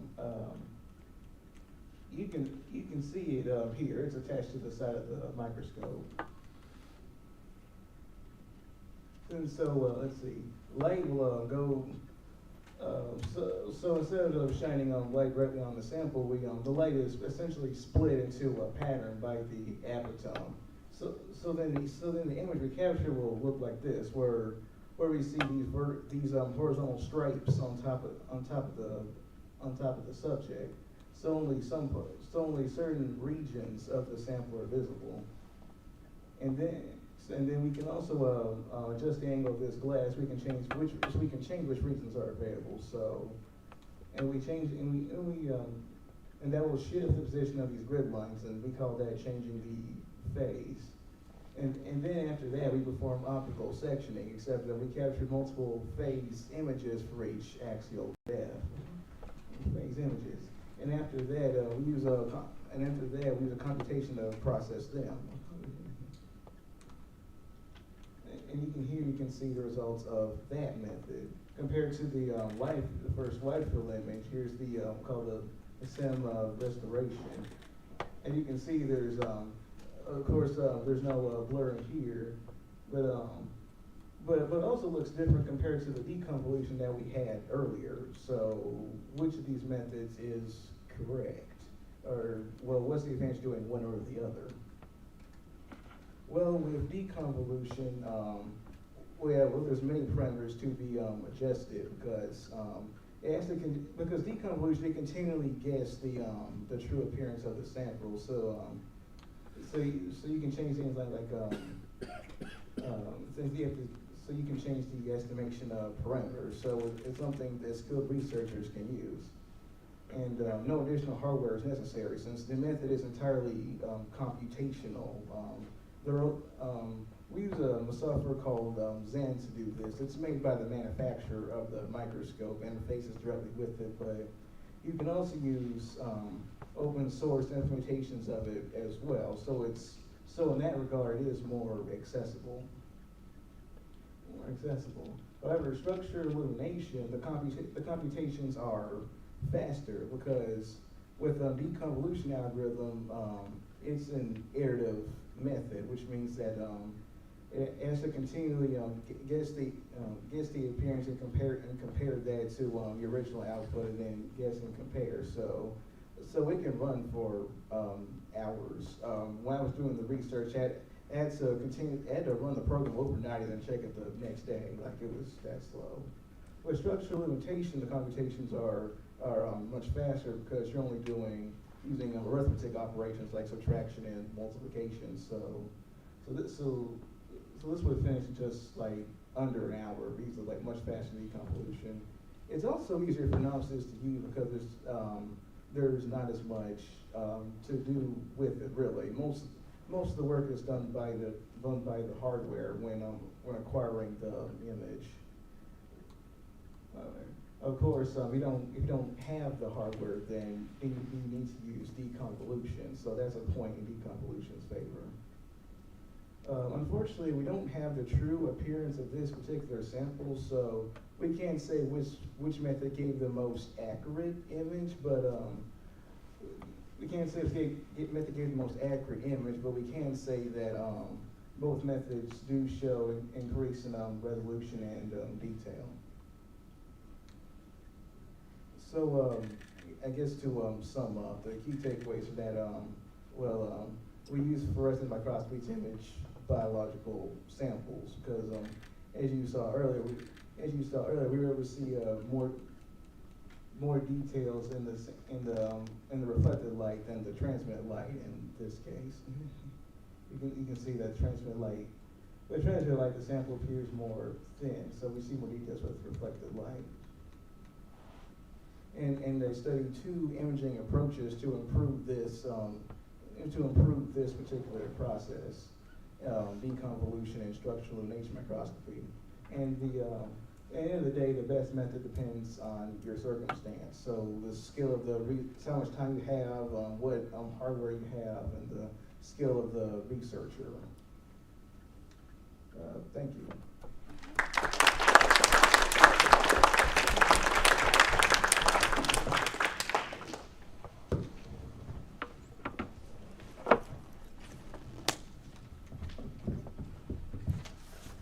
Thank you, David. While our judges tally up, Dallas will come set up.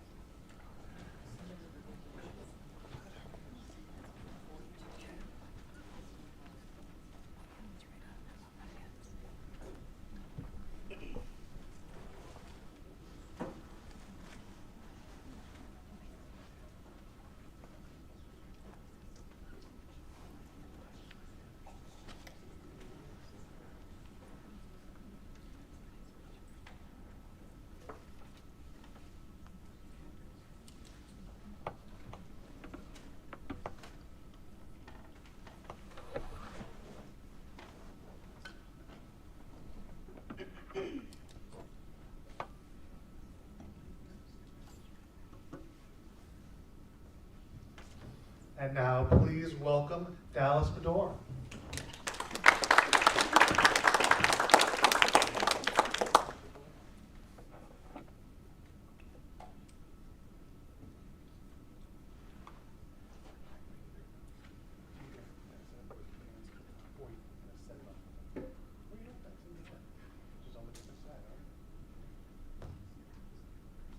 Testing? Can you hear me? Hello, everybody, and thank you so much for being here.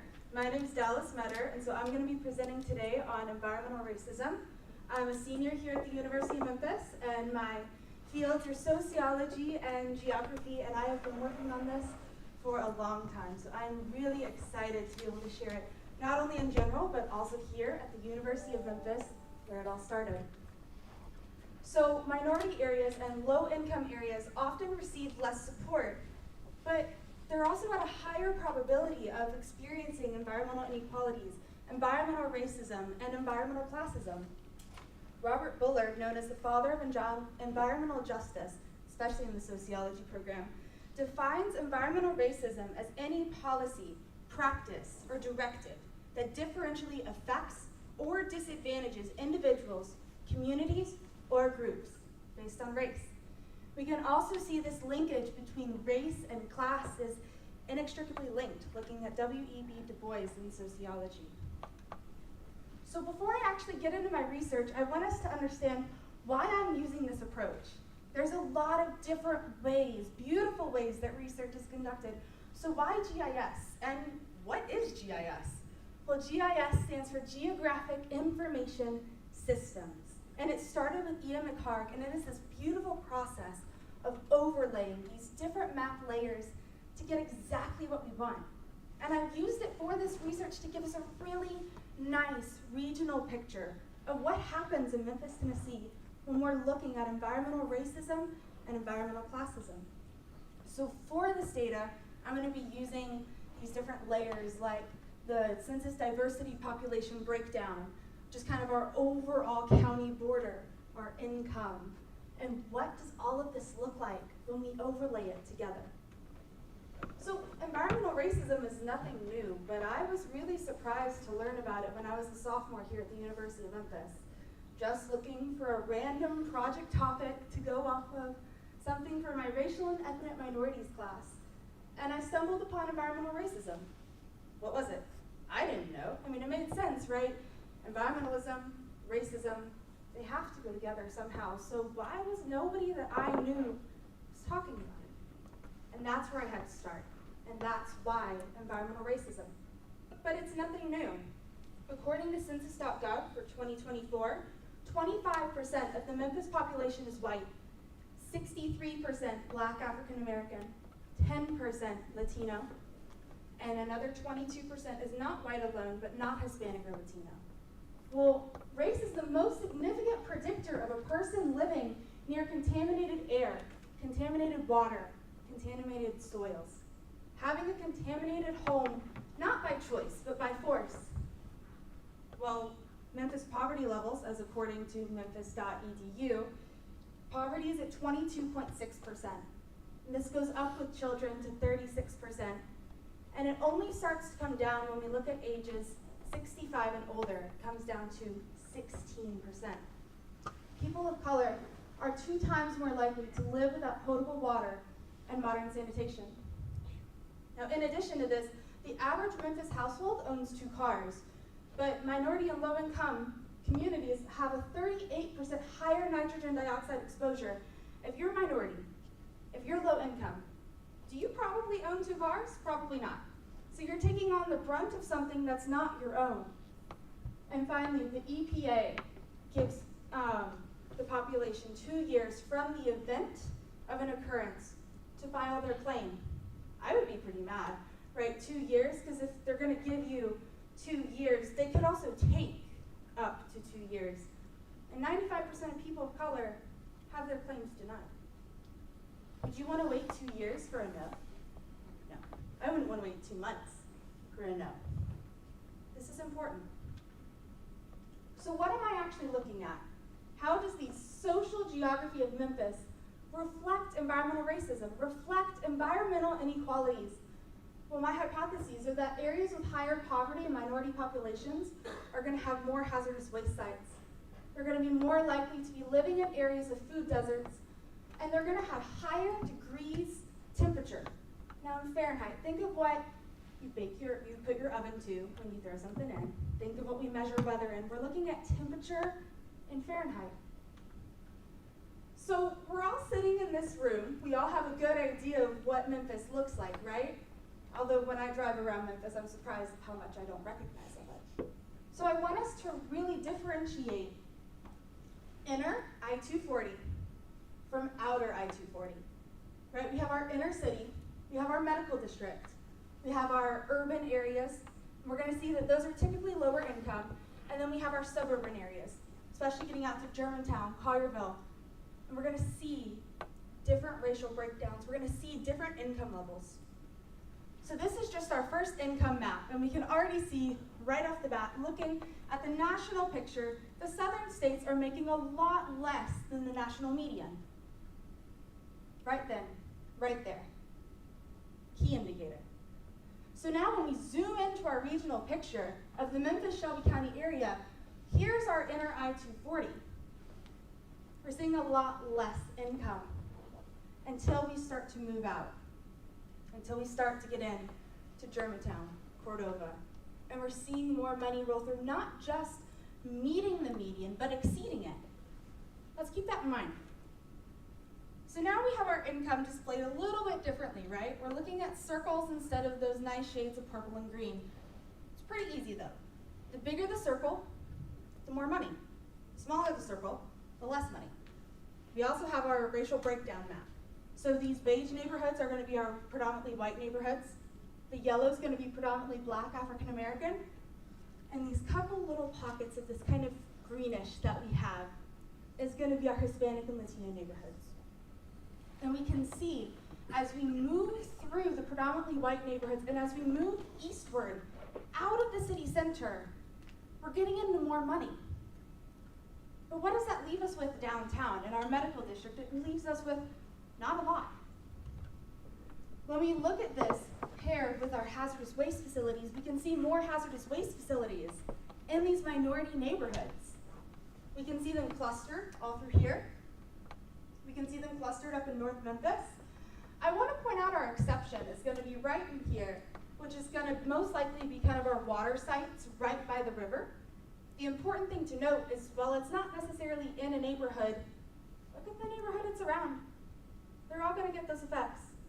Nobody is immune. Food deserts and walkability. I've selected walkability because if we're looking at minority low-income areas, not everybody has a car. So we want to really key in on walkability. And these blue splotches are going to be indicators of how many stores we're looking at within the area. So the darker shades that we're getting into, the more safe stores. Your Kroger's, your Aldi's, your Walmart's, your Super Low, things that have options. We're not looking at corner convenience stores. These are stable sources of food. And we can see these really big gaps through the Memphis area. The final thing I'm going to get into is heat islands. This is one of the most interesting concepts to me. And this is where we have these big places within the city that generate more heat. It's going to be anything from the Memphis Medical District, the airport, your big shopping centers, downtown where there's a lot of tourist attractions, the Wolf Chase Mall, anything like that gives off more heat, which seems reasonable, right? But what about when the heat is situated over minority communities? When we look at it over income, we can see that, yeah, we have heat downtown, Medical District. We have some in Cordova. It's probably going to be our Germantown Parkway, the Wolf Chase Mall, right where you'd expect it. What we don't expect to see is this big heat hotspot, and this impacting thousands and thousands of people. When we look at it with race, it really overlays well, unfortunately, with the African American communities, with the Hispanic neighborhoods. We see more heat overall being generated, not just in concentrations, but overall, spanning across the neighborhood as a whole, the community as a whole. So our key findings indicate that there are impacts of environmental racism and classism everywhere in Memphis. And this is distributed through the city, and it can be seen via a close proximity to hazardous waste facilities for these neighborhoods, living in or really near these food deserts, and a greater probability of experiencing heat islands. It's really important. It's crucial. We have the Bonner Children's Hospital, right? That's a really important hospital. It's a really big hub. My mom works there. I've spent a lot of time there myself. It is a crucial place for the Memphis community. In 2022, Methodist Le Bonner saw 260 heat-related treatments in children, right? This is an 87% increase to the previous year. That was in July. It's halfway through the summer. It's crazy. In August of 24, heat was the #1 weather-related killer in the US, going up 117% between 1999 and 2023. So really, this study is highlighting something that society would rather ignore, that environmental racism is affecting the Memphis community. Why is having this information important? Well, as a researcher, we're called to do better. As a sociologist, we're called to find these patterns in society and pick where I can and make these improvements, make these changes. You say, Dallas, this is great. I'm not a researcher. I'm just here to sit and listen to you talk for 13 minutes. And I really appreciate everybody here. And as community members, you all have a crucial part in this.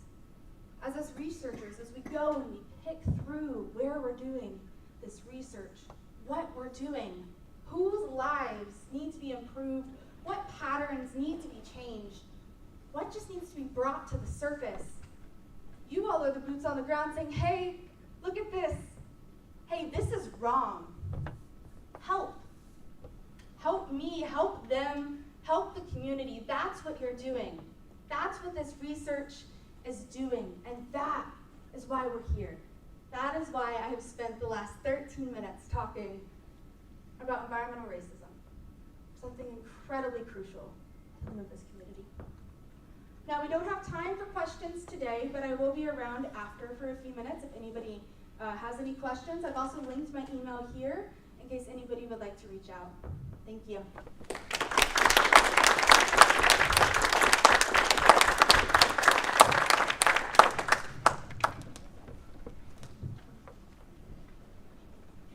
Thank you, Dallas. While our judges deliberate, Blake, if you'd like to come up and get ready.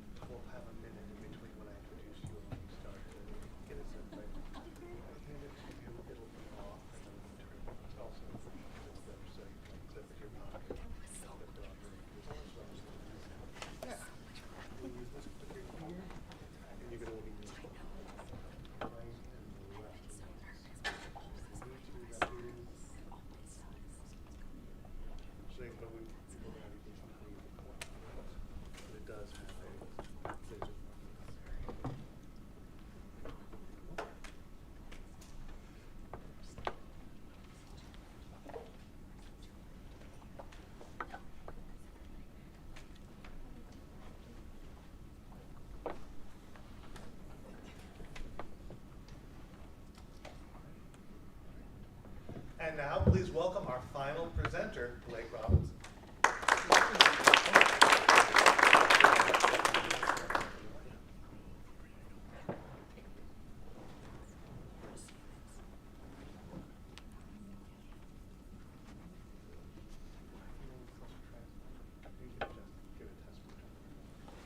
Testing. All right, perfect. Thank you so much. All right. Thank you all for being here. I'm just going to start off as I'm finishing this conference, just to say I'm very blessed to finish this and really grateful for the opportunity, not just on my behalf, but for the students as well. So today, we're going to be talking about the future of neurological medicine, specifically from scalpels and surgeries, mainly invasive surgeries, to more precision therapies. Okay, so surgery started about 7,000 to 10,000 years ago with what's called trepanation. Trepanation is, simply put, just drilling a hole in someone's head. This is done with no sterility, no anesthesia, and no imaging. So a lot of exploratory work was done here.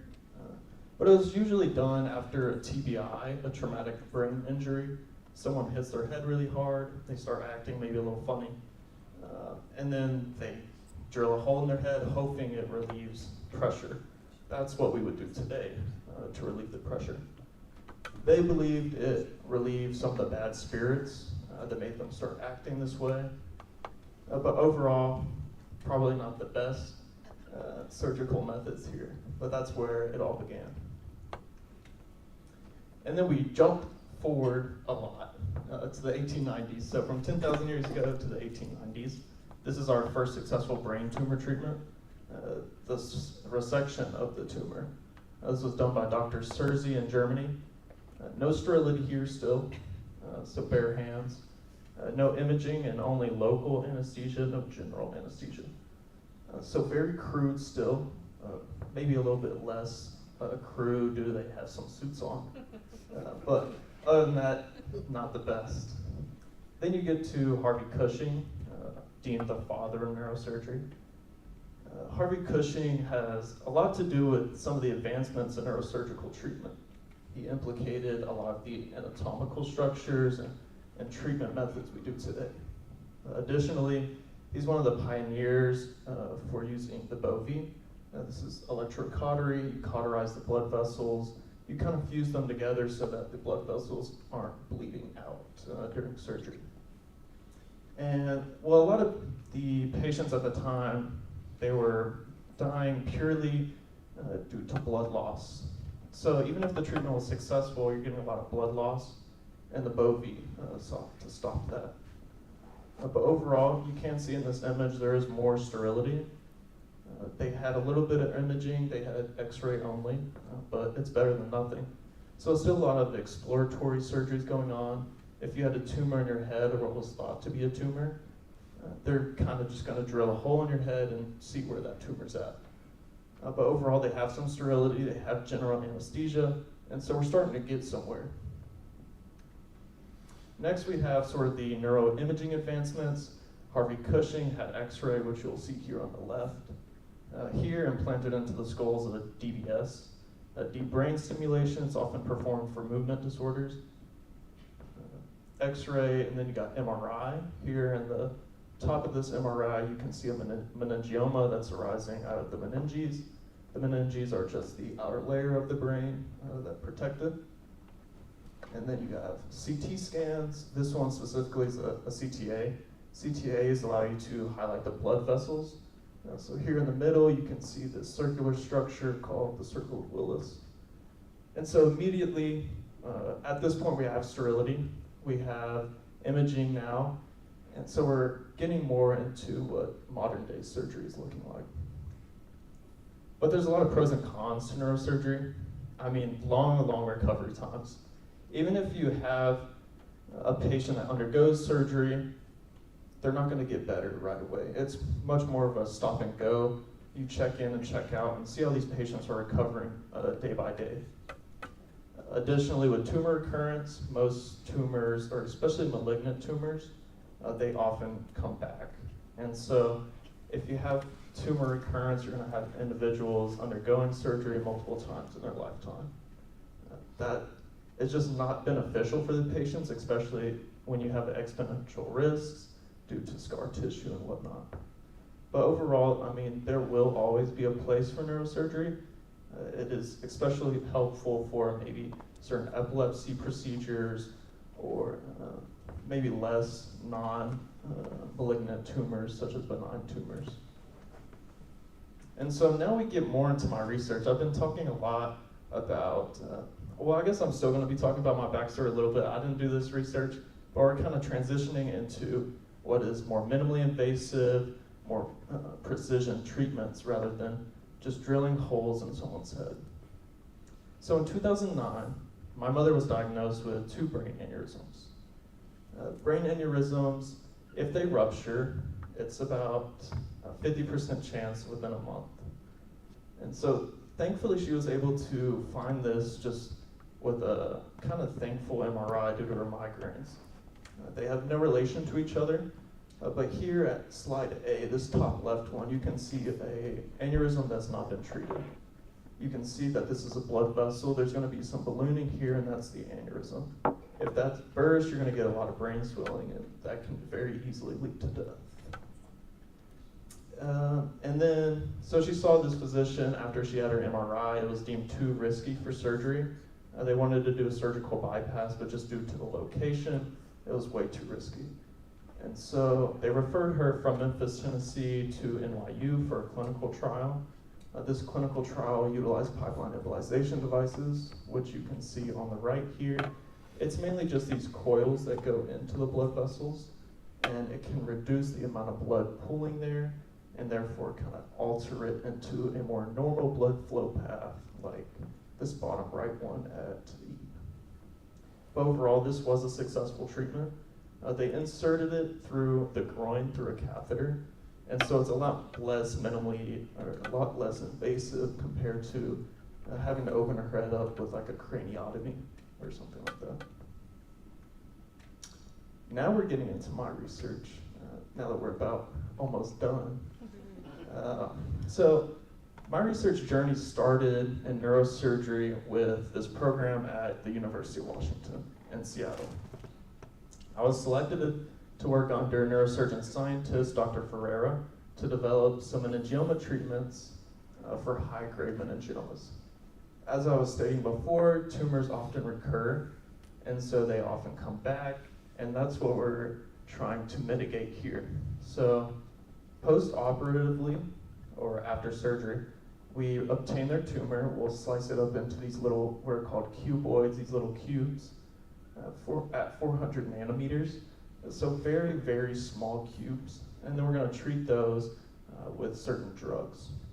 We did about 40 drugs, most of them being FDA approved, and we just see how these tumor cells respond to different drugs. We were able to identify one, which is a kinase inhibitor, that was able to reduce the cell viability, how many cells were alive over a certain amount of days. I believe it was 5 days. And now they're kind of implementing this into this patient's tumor treatment now. And so hopefully this individual will not have to go under maybe 4 or 5 neurosurgeries in her lifetime. She can just take this medicine and the tumor will stay at bay. And then that was in the summer at Seattle. Now I'm at St. Jude doing research primarily on neurogenetics with epilepsy. My current project is with Rogue TB2. There's no current treatment for the Rogue TB2 variant that's causing epilepsy. And so we're trying to do that here using antisense oligonucleotides, also known as ASOs.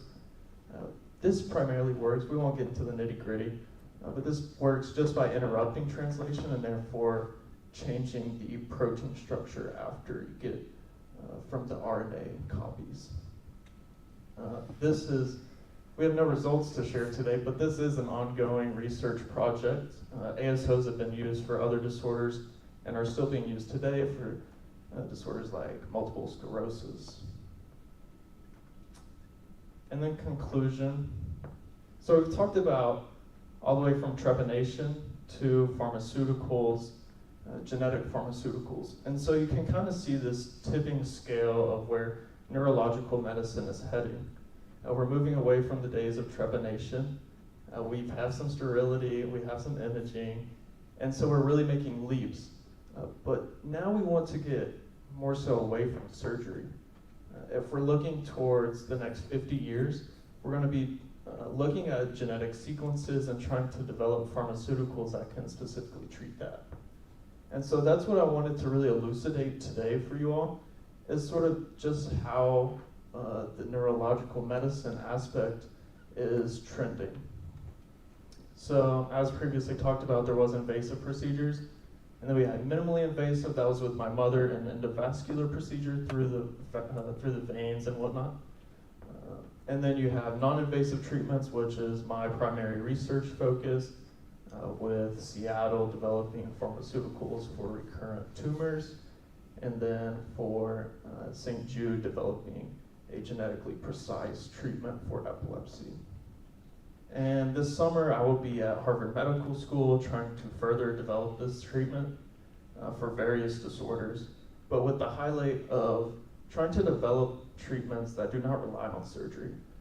You get surgery, and if you have to keep getting surgery, there's going to be extended risks such as scar tissue. Scar tissue can become cancerous, and overall it's just going to lead to excessive risk for patients. And so my primary goal going forward is to develop these treatments that do not rely solely on surgery. And that is all I have for you today. I will say thank you all so much for being here. This is a true blessing. And thank you all.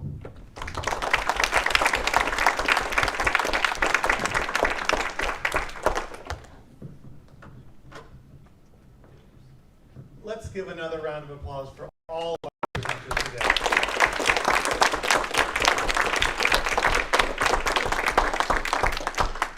And while we're at it, a round of applause for our esteemed panel of judges.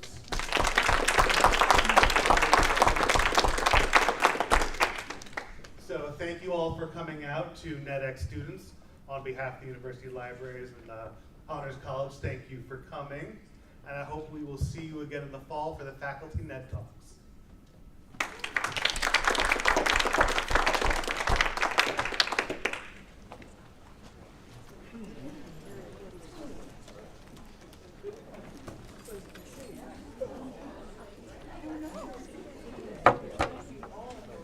didn't run out of battery.